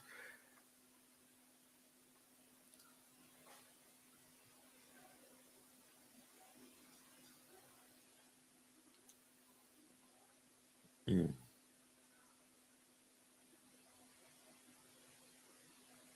Yeah, 3,000 acres. So how does it go? How does it move from 500 to 2,000 to 3,000 to 12,000 just so quickly? And remember what you're seeing here, these are $1 million homes. $1 million homes. This is not a trailer park in South Mississippi.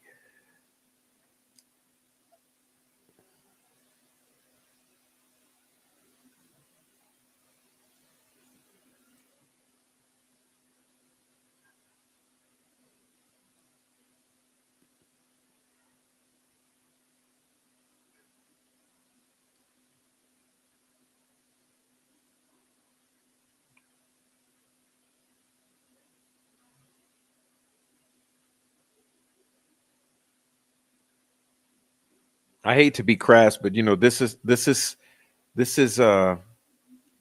somewhat of a this is somewhat like porn for the Indiana firebugs. And you know who I'm talking about. I hate even showing this because I don't want to get our heathens too excited there in central Indiana.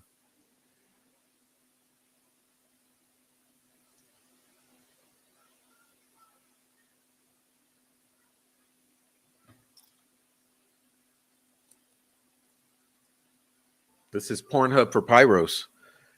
Yeah. Okay, what else we got? Let's see. She's going to talk about wind. Oh, that looks like an interesting view there.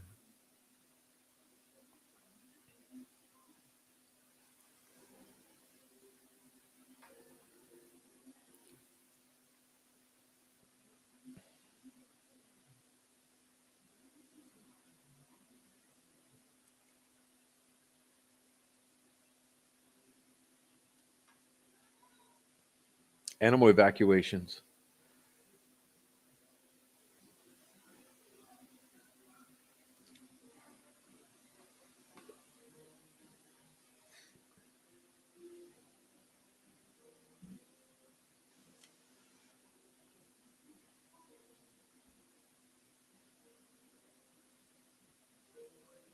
Oh, not the vehicle. Geez, they couldn't even move the vehicle in time, huh?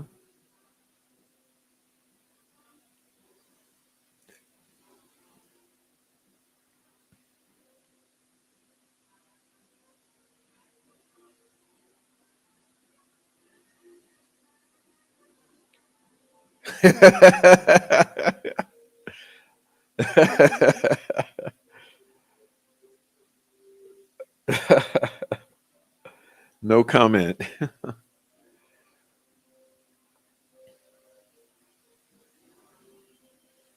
Yeah, it's bad.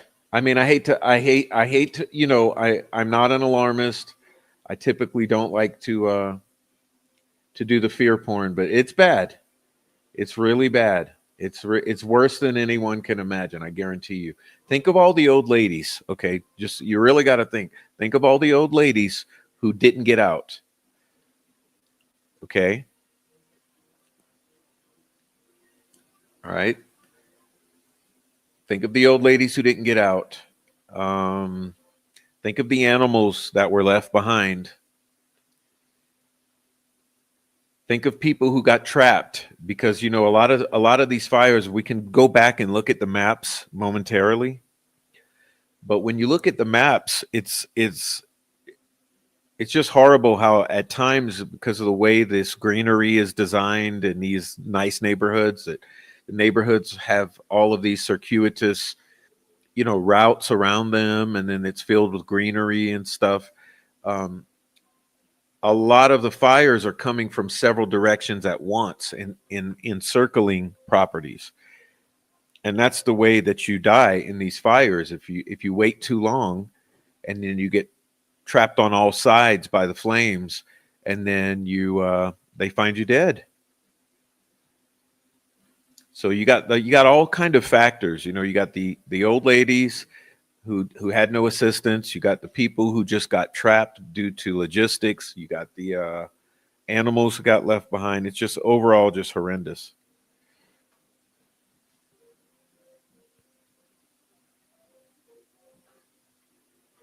I saw a lady last night. She was walking like 4 or 5 horses out by herself, you know. And she said she had already let one free so that it could just run off. Sorry about that. What the heck?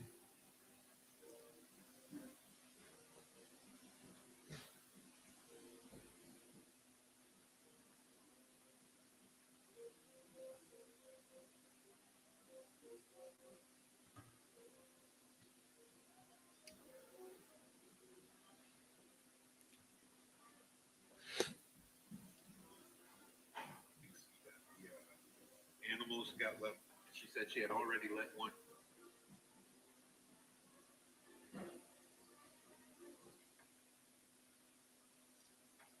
Oh, wow. So what is this, a drive-in here? Okay.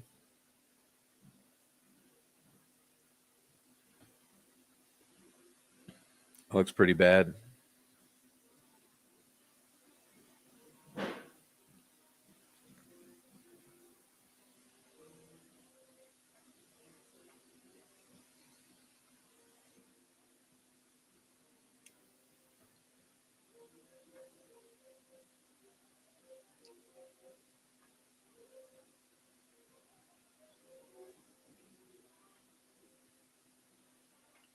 Oh, wow. When you see a site like that, it doesn't look like you're driving into a city. It looks like you're driving into a hellscape, a forest fire. Oh, our plastic surgery is back. So let's but what this is showing you, unknowingly or not, this you can see here where I'm aiming the mouse. This is the cause for those winds. As you see the circulation here, you see the winds whipping around, coming down. That's the reason that you have these winds right now, because of this setup. And it just causes you to wonder, is it coincidence that this fire sparked off at this point in time? Or was it a plan that when this setup occurred, it would be a good time to initiate some arson? I don't know. Let's see if we can forward past her, though. See what else these guys covered.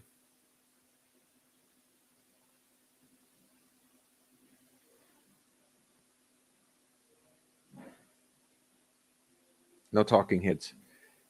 I just want footage.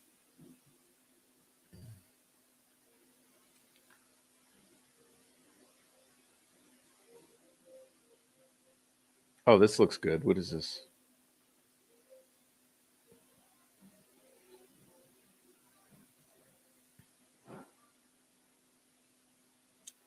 Oof, that's rough. I mean, that's the thing. In a fire of this nature, how on earth are fire retardant buildings going to work? Because how do you build something that doesn't burn when all these structures are built with similar materials and methods? You know, stick structures. Look at them.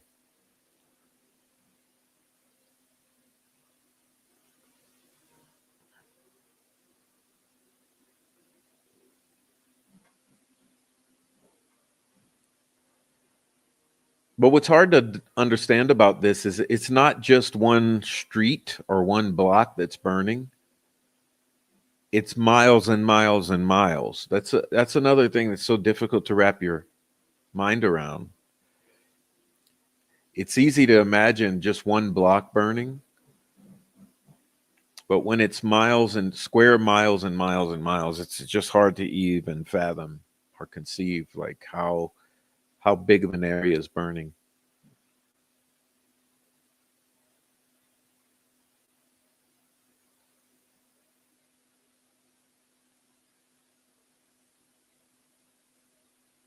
I mean, how do you even fight that? You know, look at it's both sides of the street, down the whole street. How do you even fight that?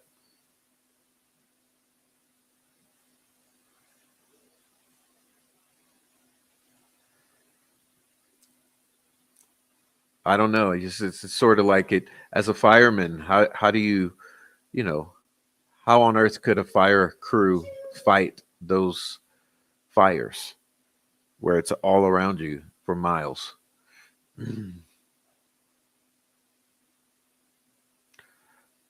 Um, so we're gonna. Oh, I see they broadcast that press conference as well.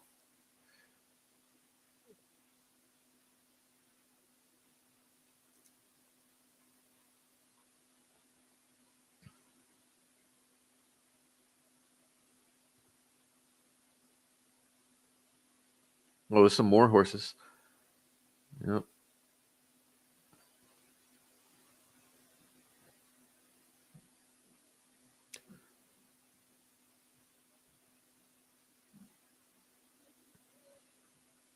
Imagine being the animal in this, because you know, understanding what would be an animal's first instinct is to run as fast as possible away from the danger.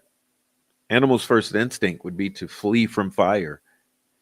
But these animals are domesticated, so they're taught to obey, to be patient, to listen. Oh wow, look at that.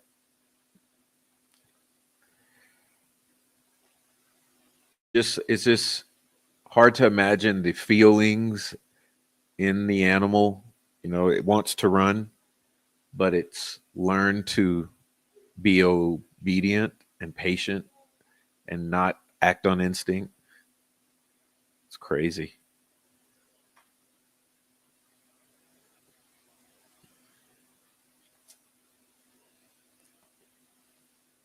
But I mean, this is what I'm thinking is that you could have thousands of firefighters coming in.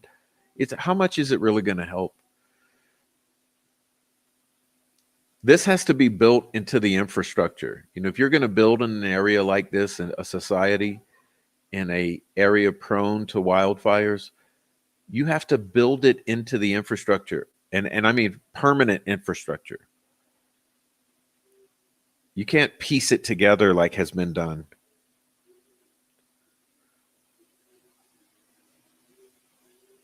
Look, it's both sides. It's both sides. As far as you can see. Look at it. Everything's gone.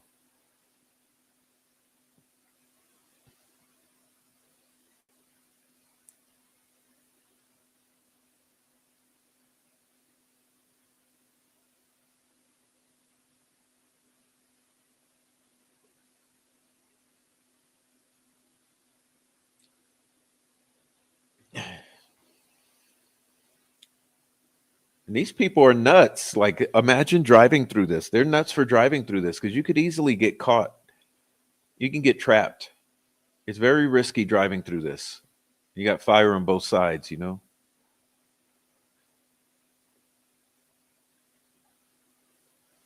It's absolutely unbelievable.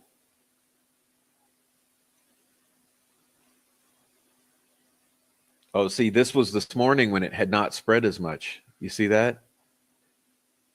This was a few hours ago. How was this? 4, 5, 6, about 6 hours ago. It was not quite as extensive as you can see. So it's already spread immensely.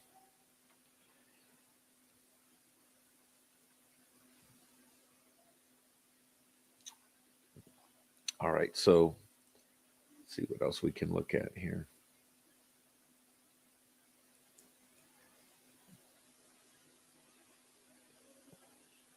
We're kind of doing a little looking back at the past 6, 7 hours. Firefighter injured in Palisades fire. Oh no. Oh no, that's not anything anyone wants to see. Oh, here are some of the abandoned vehicles I saw earlier. So for those of you, let's see. Did I skip it? Yeah, I guess I'm glitching around. I don't know. There were some of the, when I saw some of the vehicles that were abandoned.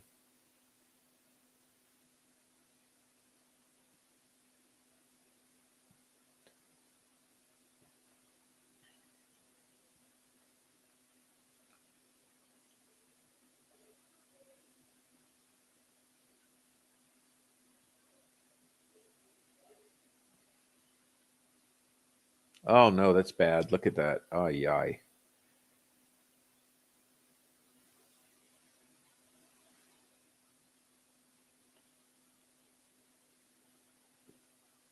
Oh, there you go. Dozens of cars abandoned on the roads. Look at it.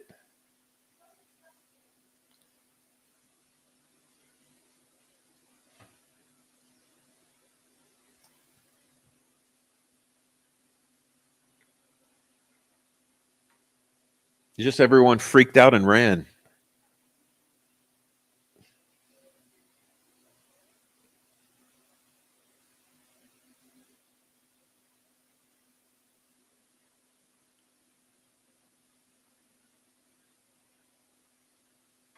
Total shit show. Total shit show. It's very unfortunate. I do feel for anyone who's going to lose their lives in this. All the animals, people, just could not be any worse.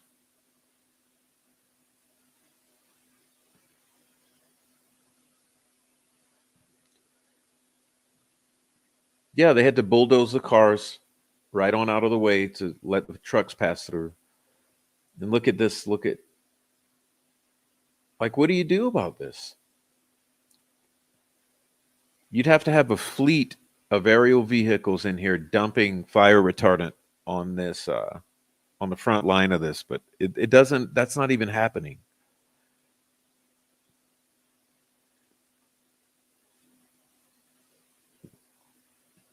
And look in the background here. Look at all these people just standing around, uniforms on, standing around looking cute.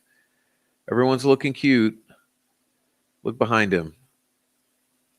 You know, look at this guy. Uniform on, uniform on, uniform on, uniform on.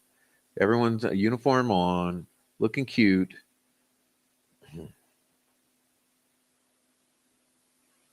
Salary collected, uniform on, looking cute. All right. What else we got going on here?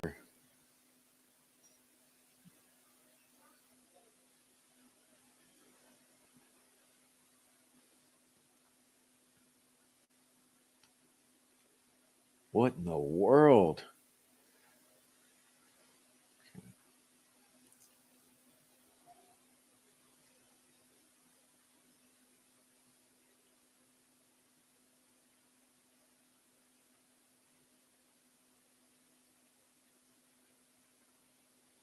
Yeah, waiting to do another fucking press conference. Exactly. Looking good, uniform on, waiting for another press conference in 4 hours, collecting that paycheck. All right, what is here? Look at this.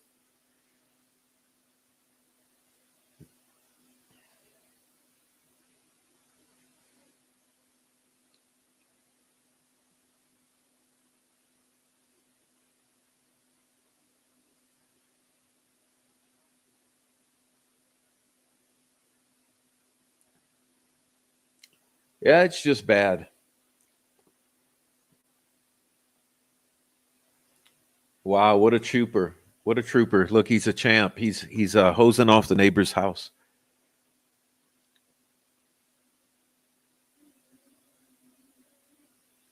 He's trying to keep it from engulfing his.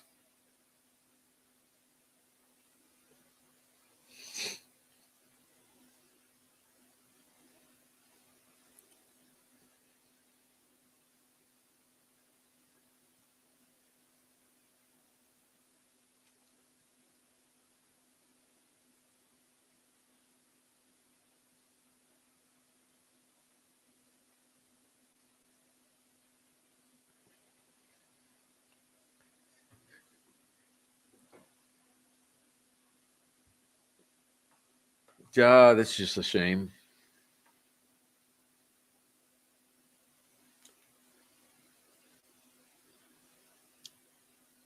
But look, what are you going to do? This is both sides of the street. What do you got? A fire truck?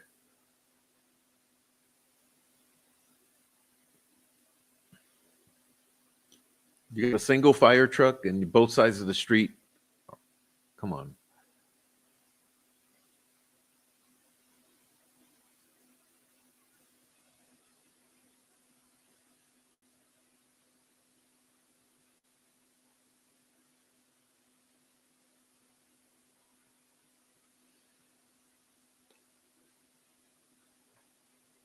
Oh, man. Okay.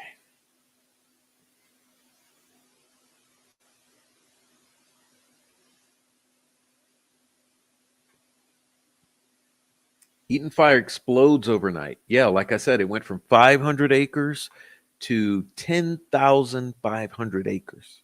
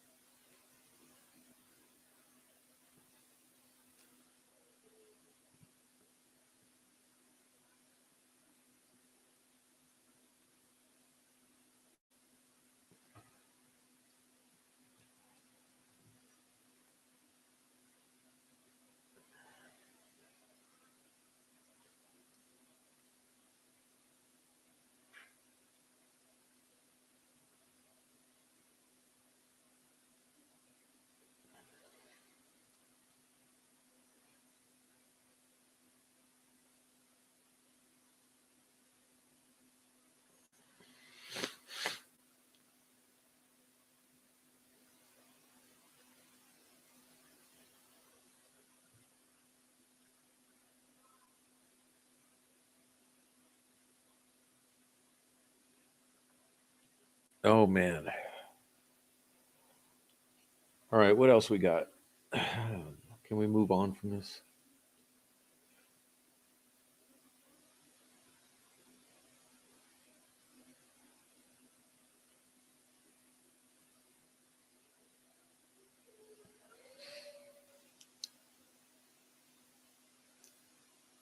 Yeah, just it's all burning. What's this here?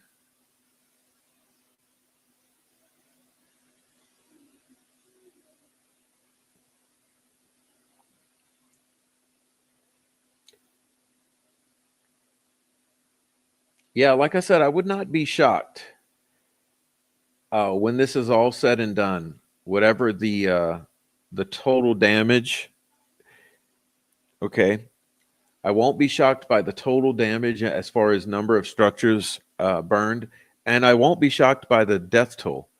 I have a feeling it's going to be a high number, and it won't shock me.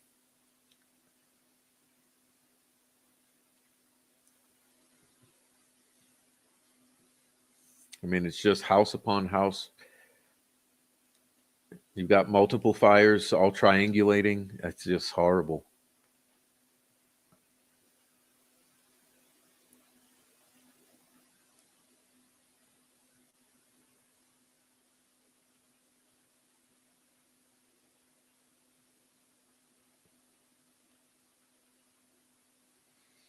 Not the Aldi.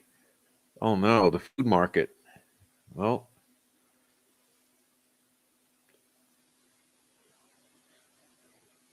so churches, grocery stores, homes, schools,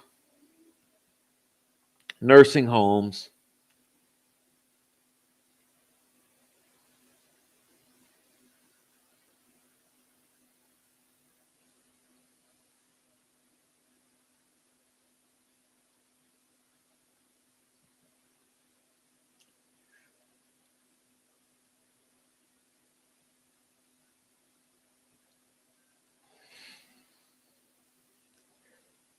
Terrible.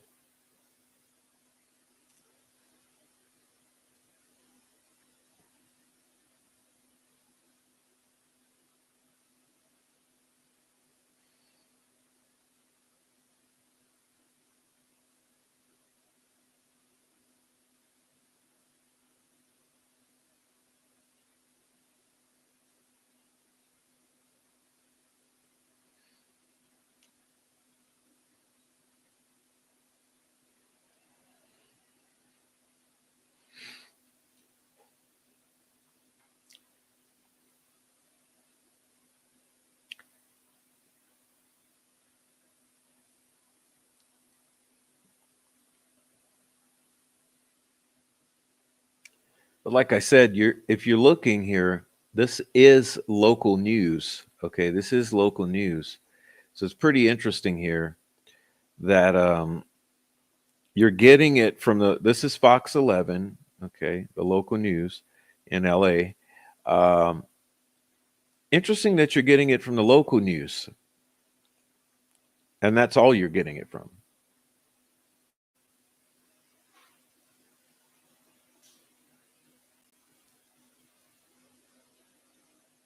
Are they trying to downplay the fact that this is a major Democratic failure here? Major. Major.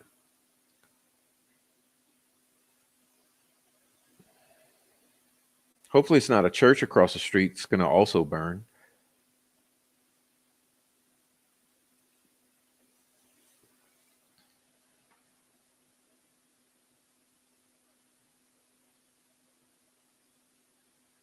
Looks like they have water in this one. All right, good job.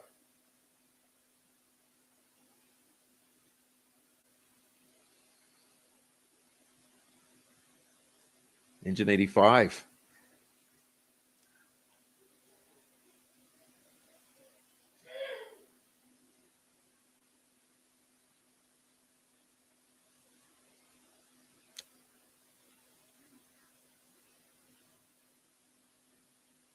I was told that my house burned down. I drove up. I needed to see it. Wanted to get some clothes for my son. The entire neighborhood is burned down. But somehow my house does not even have a scratch. There's no fire damage. The house next to mine is still on fire. So I'm going around begging anybody to come put out that fire, but there's no water pressure. I tried to turn the water on myself. I would have tried to put it out, but I have no way of putting it up. Trying to get bottled water. I want to throw water on my house.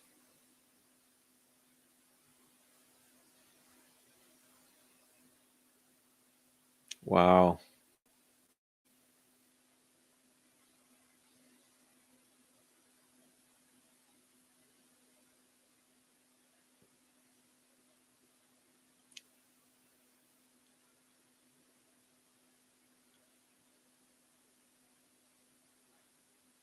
So he's still got his house, but everything else around him is burned and there's no water. And the house next door is still burning. So he's afraid his house is done. It probably will be too.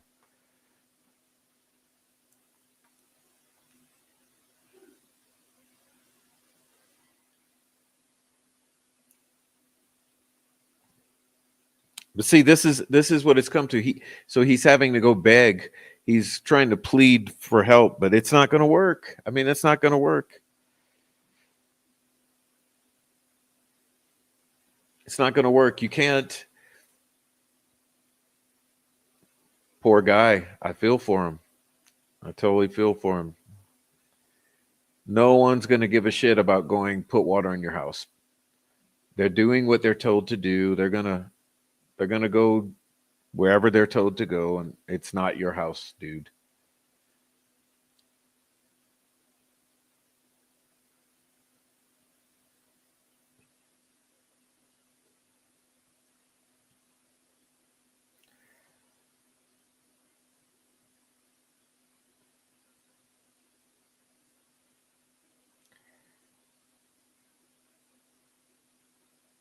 But you got more time. I would say get everything out of there. Get everything out of there that's important to you, buddy.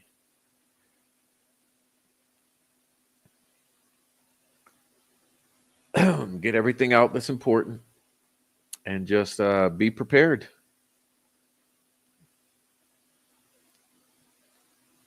Oh, I don't even like seeing these stories because they're heartbreaking. Like it just brings me down to even hear it. I'd almost rather not hear the personal stories here. It's just terrible.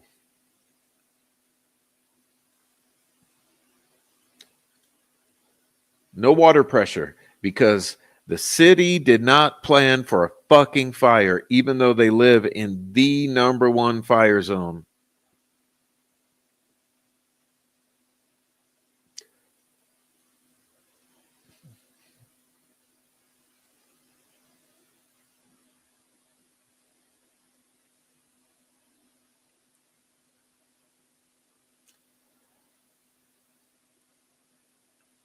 But they did. I believe they did hire the first lesbian fire chief. So yeah, that's an accomplishment.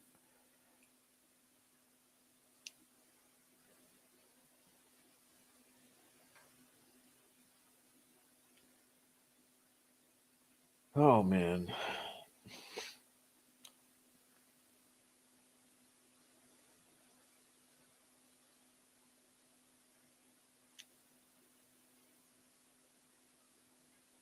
That's horrible. Just can't even look at it much longer. But that's what's going. Let's get to current. Oh, look at that. Where in the hell is that? In the mountains?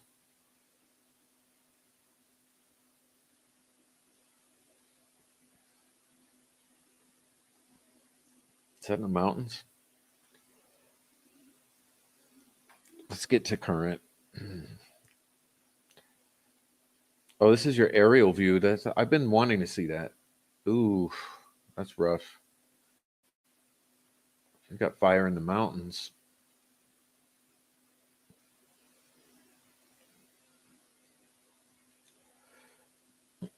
Let's get to current. How about that? Live. Nope, not sound. Let's get to live.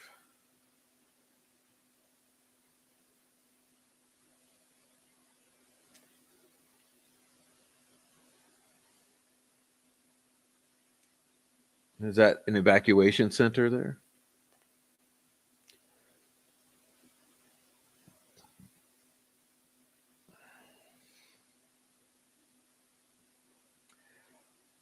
All right, so what else did I have? We'll take a break from this. I wanted to look at this. All right. Oh, I need to stretch soon. All right. Let's do a little reload.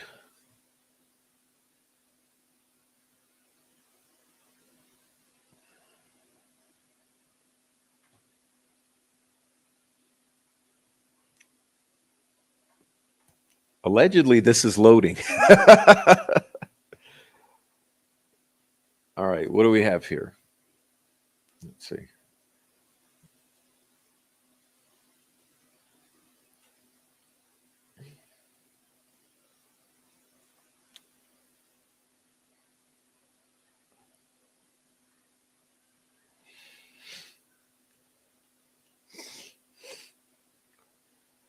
All right. Oh, they're scooping ocean water. Good, good. Okay, well that's a workaround. That's a workaround.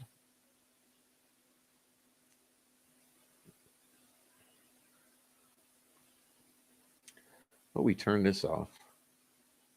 All right, let's expand this. Okay, scooping that ocean water.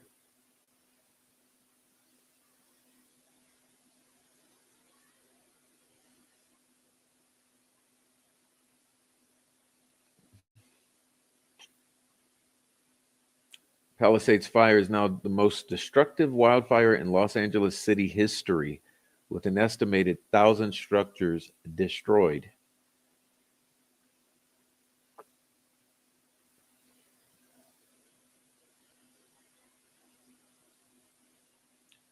The fire hydrants ran dry as Pacific Palisades burned LA. City officials blame tremendous demand.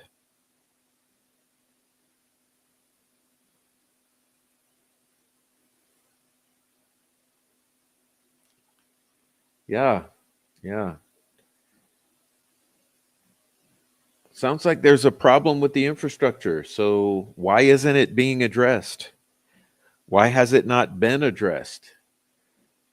Where's all the money that's been poured into Los Angeles gone to in these past 30 years? I don't know. Not in my pockets. Several wildfires burning in LA County include the Pacific Palisades and Silmar neighborhoods, another area near Pasadena.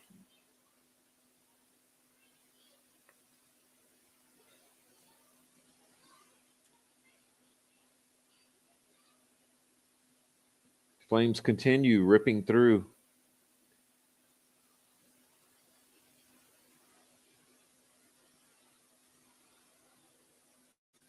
"30-40 mile an hour winds, buildings on fire all over."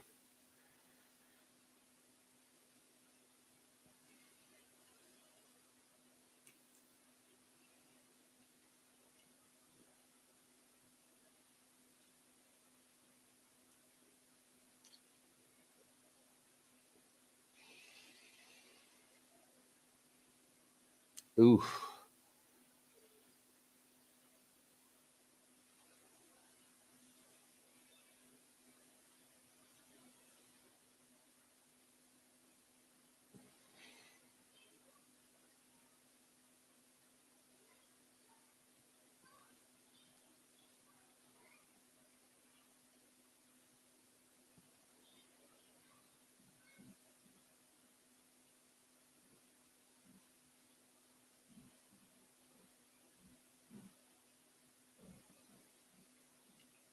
Likely to be the most expensive ever. Yeah, I would say so. I don't mean I'm only laughing to keep from crying, but yeah, this is going to be your most expensive fire in world history. I would wager.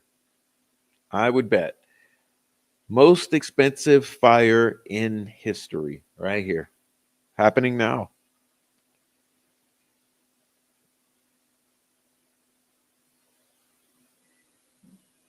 Oh wow, look at this.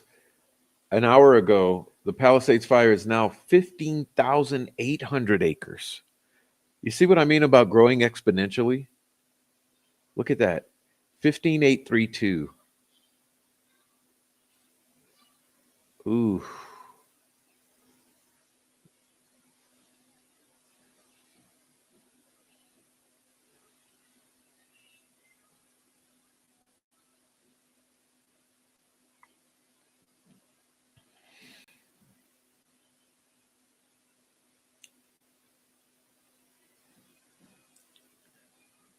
But you see what I mean? Let me use this map to make my example. So let's say like here. Okay, we'll do two spots, two or three. So say like where the mouse is here. See the mouse in the center? Let's say your home is here. Okay, your home is here. Well, you've got fire on 3 sides of your house now. So you're sitting there trying to save your home, trying to wait to leave. All it takes is one thing to happen, and you're trapped and you die. So you're here. All it takes is something to block the road, maybe the house next door to catch on fire, the fire to jump across. You're now totally surrounded. You're stuck. You're dead. And your whole family, if they're with you. Okay. It's just like all the people here. You see all these homes here, completely surrounded. And it's kind of could be the same here. Let's say here. Let's say you're here. You're in a house here. This is your house here. Well, you're surrounded on 3 sides and even more, because look at here. There's almost no way out. So although it looks like you're safe because the fire's not to your house, you're pretty much trapped. There's no way out. Okay.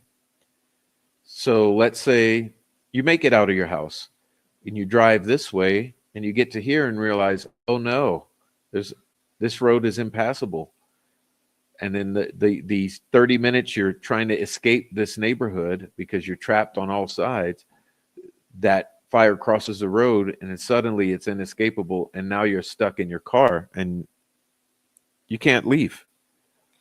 You see, so you've got winds at 50 miles an hour, 50 to 100 miles an hour, blowing different directions. They're shifting at times, blowing the flames in different directions and the embers in different directions. You got fire on 3 sides of you, also blocking potential exit points. And I mean, it's a no-win situation. That's why you should already be out. That's what I'm thinking about that guy who was just talking about his house. It's like, dude, you should have already been out, because let's say this is his house. He doesn't need to worry about watering down his neighbor's house or getting fire department. They're not worried about that. The fire department's looking at this. They're saying, like, we got 0% containment of this monster, and we have winds. And you got the most corrupt government, the most corrupt state government in United States history. Modern day California, the most corrupt government in United States history. Billions and billions of dollars. And what have they focused on?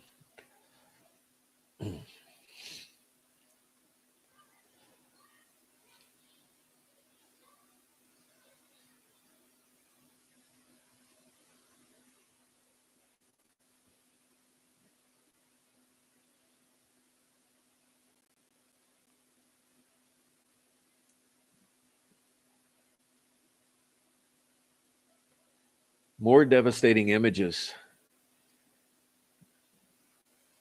Let's look at them. Poor puppy.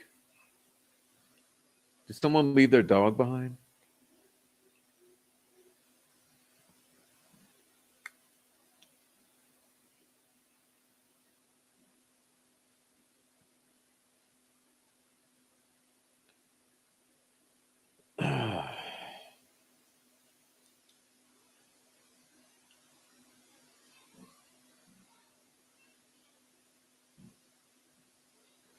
Fires near the Getty Villa.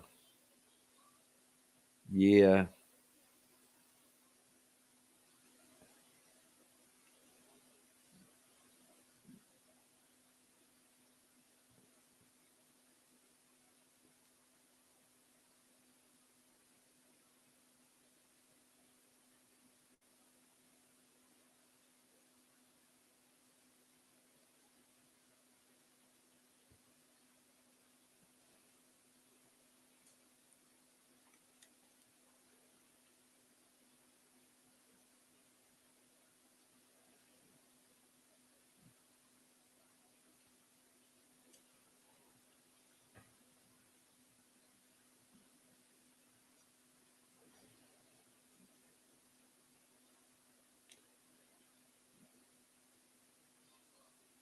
She's Jansplaining. We had tremendous demand on our system from in the Palisades. We pushed the system to the extreme. 4 times the normal demand was seen for 15 hours straight, which lowered our water pressure. Sure, did you never think there would be a fire?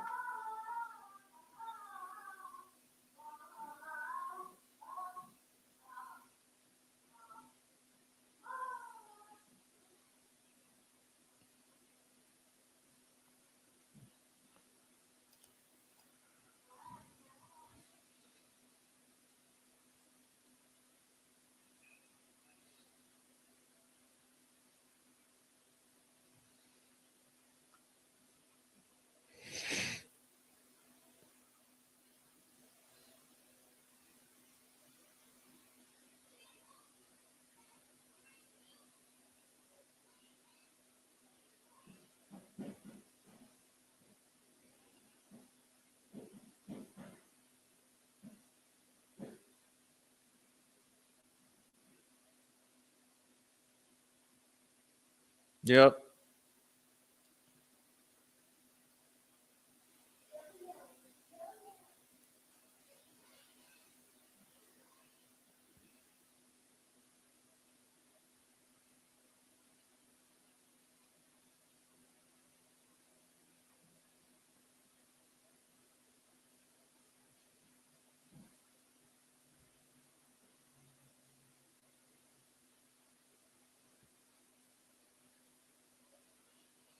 Boy, boy.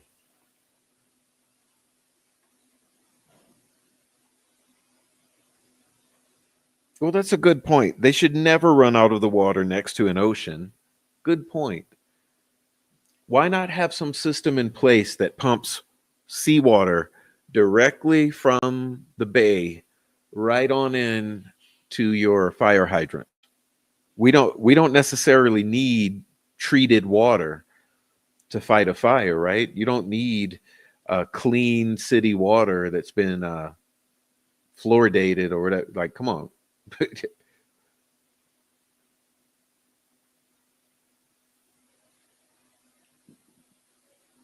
Why now Fox 11, now see, I was giving you props, but Fox 11, listen, no one gives a shit about this right now. We don't care about Hollywood. We don't care about your celebrities. We don't need to know which celebrities have been impacted. Okay, this right here is the reason no one can stand you, California. You understand the problem that people have with California is shit like this. We don't care that Helly Montag and Spencer Pratt, Jamie Lee Curtis, and JJ Redick have been impacted. We give no fucks about that. Who cares, Fox 11? You see, all of the credibility I just gave you, you just now lost. All of the respect you earned, you've lost. We don't care about celebrities. That's like the least important thing right now is knowing which celebrities have been impacted by this fire.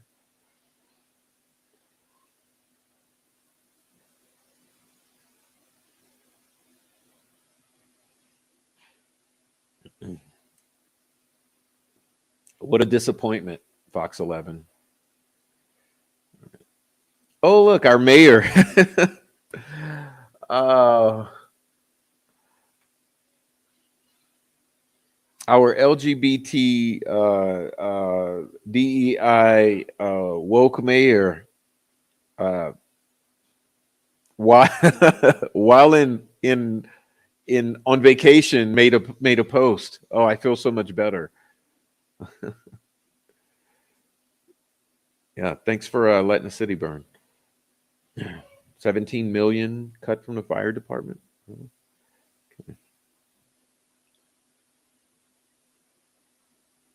Look, you think that woman would ever do this job?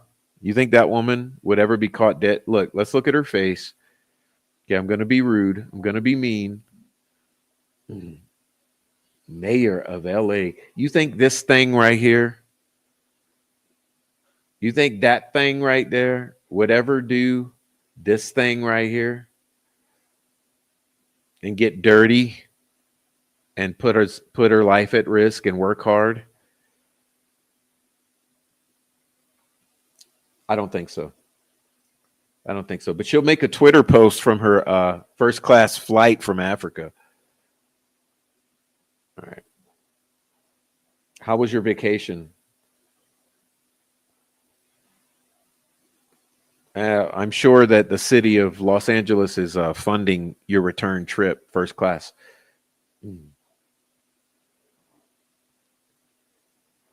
Okay.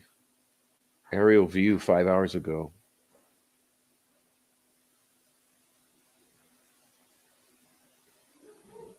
Ooh, see, you see what I was saying here? This kind of like makes it really clear. You see how I'm saying that it burns from the mountains to the coast? So you see how it makes sense that it would? It makes sense that it would burn from the mountains to the coastline. Just makes sense. It's going to burn everything from up here downward. And when it hits the water, it stops.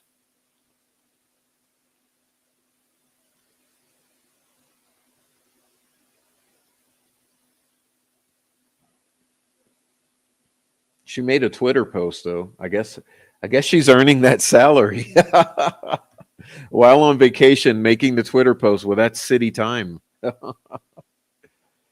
Oh man, you can't make this shit up.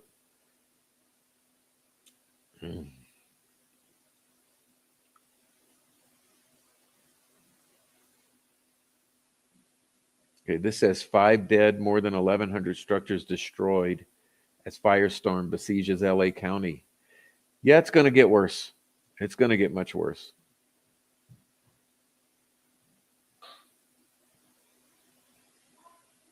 Yeah, it's pretty shitty right there. That's your whole town destroyed right there. Yeah, it's gone. That's another Hurricane Katrina, but it's the fire. It's a Palisades fire. It's gone.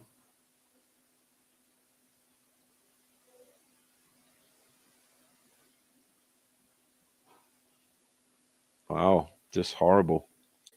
Horrible. Oh man. Okay.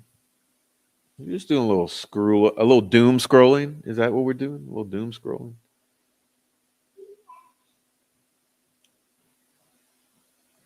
Ooh, well, that was a beautiful place. Look at that. Wow, look at that stair. Ooh, is that a home or a business? Wow. Wow, wow, wow. Look at that. Beautiful staircase there.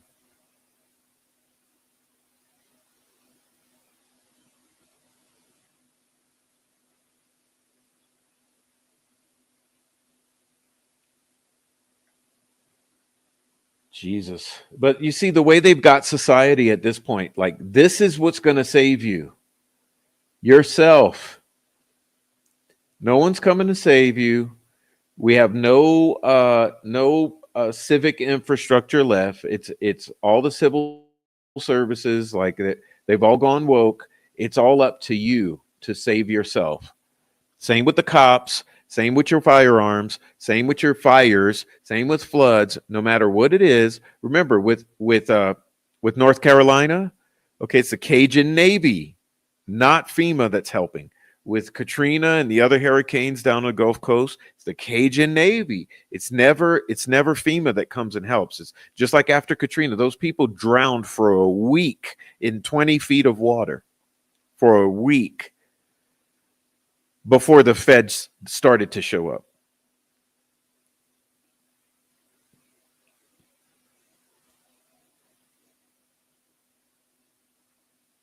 We're doing the very best we can. $17 million cut from the budget by the woke mayor, but we don't have enough personnel in LA County between all of the departments. Yeah. Yeah. You don't have water. You don't have personnel. You got a bunch of woke politicians who've done their best to launder money, to implement their ideologies into the civic structure so that, their agendas, their personal agendas, are somehow they feel perpetuated, but or advanced forward, put forward. But there's zero reality to these situations. Zero reality. And it's the same. It's just like Chicago is going through right now. Denver's going through it. New York, Atlanta. Okay, every major city right now is going through the same epidemic of total failure of the politicians because they chose to push woke ideologies and agendas above physical responsibility. And it's just a matter of fact. There's no arguing it.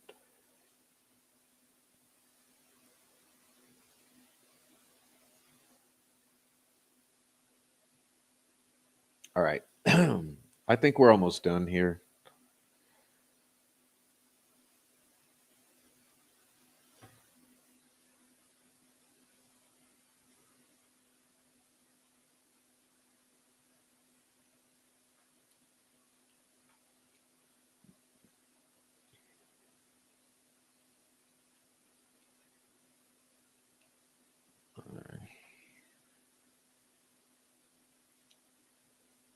Well,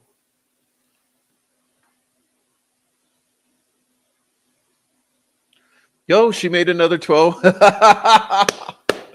She made another Twitter post. Okay, another Twitter post. Boy, she's good at posting to Twitter. She's pretty good at posting to Twitter. Do you think she even did this, or you think it's one of her assistants using her official account? Mayor of LA.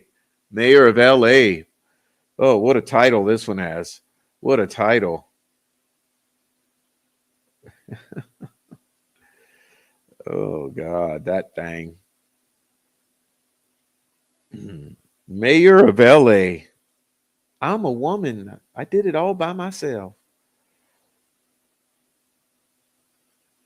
Look, Mayor of fucking LA.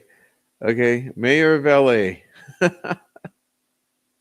Look, 99,000 views. Look at it.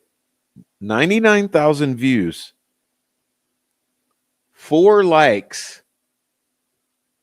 2 reposts. Oh God, dude. How's that for a ratio? 99,000 and you could only get 4 to like it and 2 to share it. Ooh, that's rough. Ooh, that's rough. 2 men and a dog were trapped inside a home. No, don't show me anything bad. Oh, are they in the home filming? Yeah, 99,000 views, 4 likes, 2 shares. You got ratioed, woman. All right.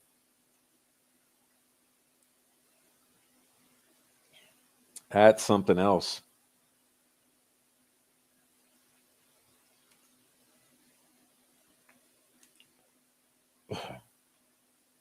Even Fag here. Look, 305,000 views.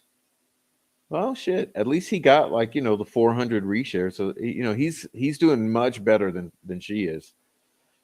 All right. All right.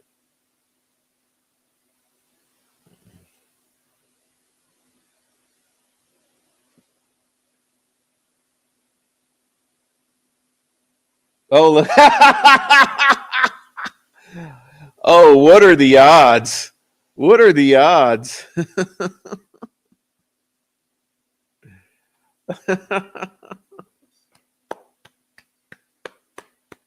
Thank you, Mr. President. Mr. Vegetable in Chief, for your continued support.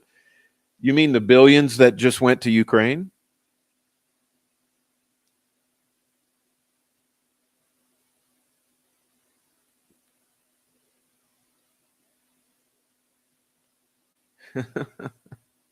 Who do you think posted for him? Because you know he ain't posting on Twitter, bro. Come on. Who's posting for your vegetable in chief?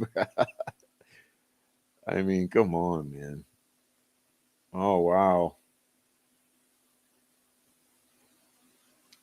It's a total clown show. It's a clown show. It's the Democratic clown show. The clown show in full effect, in living color for you ladies and gentlemen.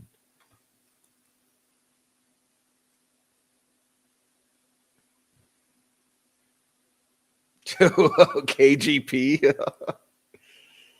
Oddly enough, another LBQPSTUV, something like that. All right. Well, let's say forget the doom scrolling. Okay, forget the doom scrolling. Let's get back to let's see if we got some meat here. Oh yeah, we got an aerial view. Well, that's worth looking at. And we'll get out of here soon.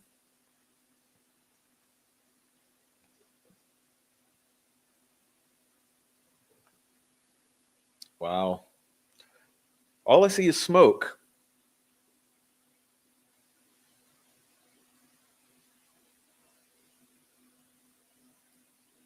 Bunch of smoke. I cringe, Jean Pierre. Yes. Oof. Just days left, y'all. Days left. All right. So we got some smoke-filled air.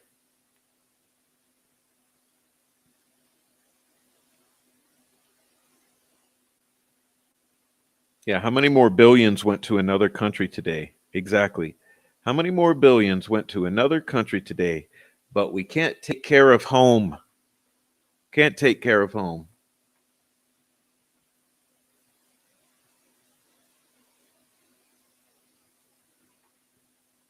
Just give me a moment here. Let's see.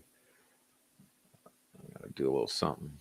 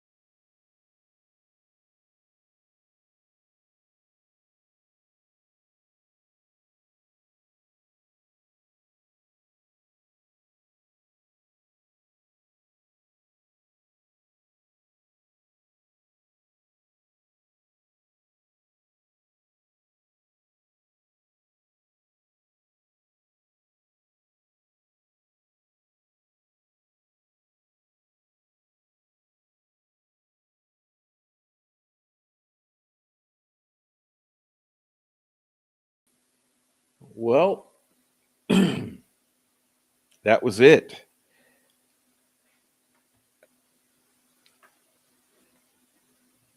I'm tired of looking at it, and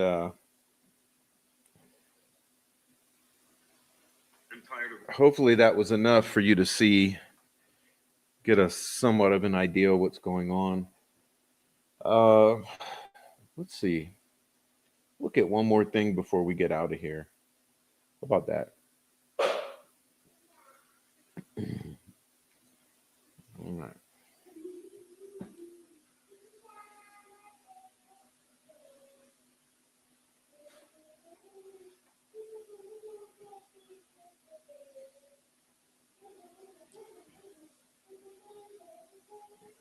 All right. Let's see what we got.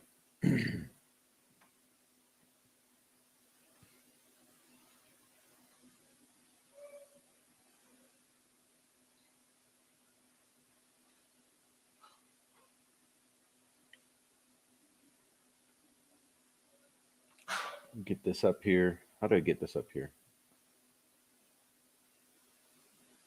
Oh, come on. All right. There we go.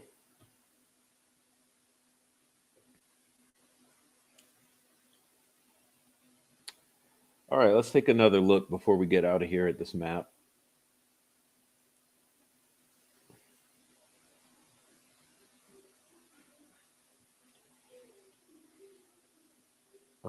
What is this? Okay, yeah, I see.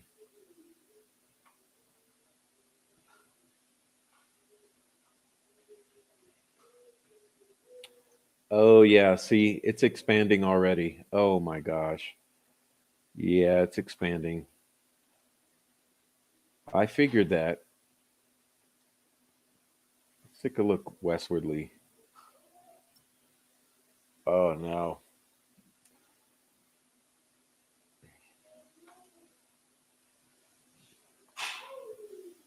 Yeah. Yeah, so it's growing. It's still growing.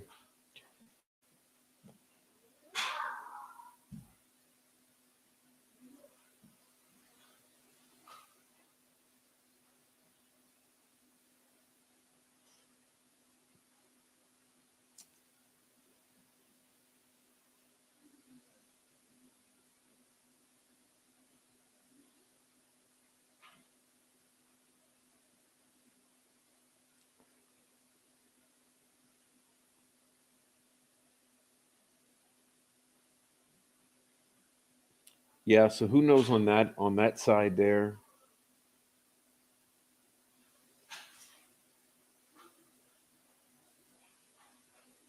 Um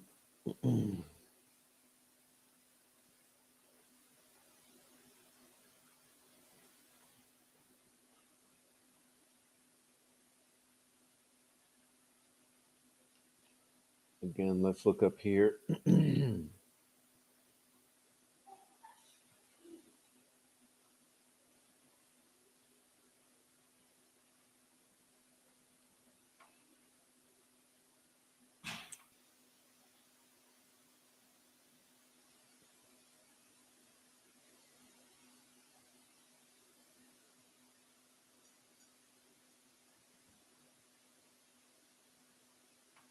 I don't know why I'm not getting the display here. Come on, man.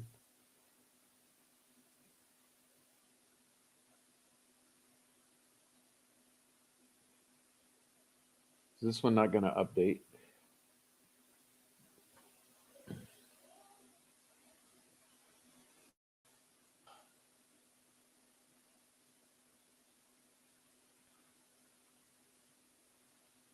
So that's what we're looking at, y'all. And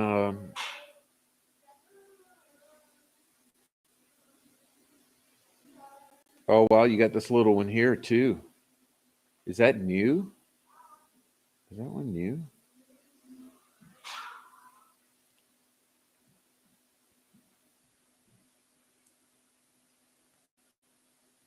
"30 acres is not small." Man, they set that in a park or something?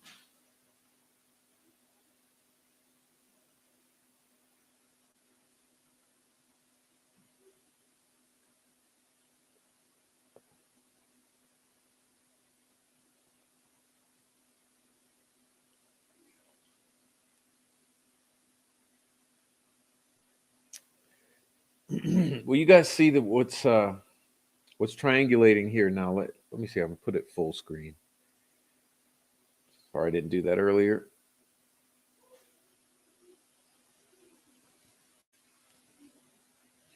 So we'll keep up with it. I'll be watching it. I'm going to be watching it. And I hope you guys enjoy the night. I may be back later. I'm not sure. I may or may not be back later tonight. Might wait till tomorrow. Who knows? But God bless you. This is it's interesting to me that it's not updating like that. But I'm done with it. I'm sick of looking at it. All right. So we'll do this. We'll get rid of this. All right.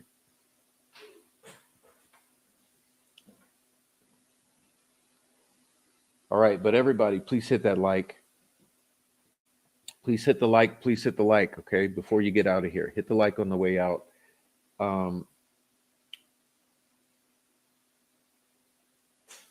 And if you're watching, hey, please support the channel. Hit the Cash App. We got the Cash App tagged at the top of the live chat. It's also on the About Me section of the YouTube page. Hit the Cash App or the Super Chat. Support the channel. Hit the like, the thumbs up, and enjoy the channel. Okay, thank you for being here. Really appreciate it. Wow. It's kind of a downer thing to talk about. It's a Debbie Downer issue, but it's what's happening, and we'll keep watching it. And as I said, I'm not very optimistic, pretty pessimistic about what's going to happen. It looks like it's going to continue to grow, so I'll be keeping my eye on it this evening, and we'll see. But if you're on the replay, if you happen to watch this for some reason on the replay, please leave a comment down below, okay, and hit that like, and I do appreciate it. And I don't know why I left. Did I leave TJ Bits up there the whole time? How long has that been up there? Oh, okay. So let's hide that. And so everyone who was here, thank you for watching. Have a good night. I'll be monitoring things. I might jump on later tonight if I feel like it for some reason. But thanks for being here. Hug your kids, hug your wife, and everyone have a great day. It's been a really interesting time watching that, and now we get to listen to some lawyers talk, and so that's a whole other issue right there. But God bless you. Thanks for watching, everybody in the chat. Especially the mods, thank you for modding in the chat, and everyone participating, thank you for participating in the chat. Love you guys. See you next time.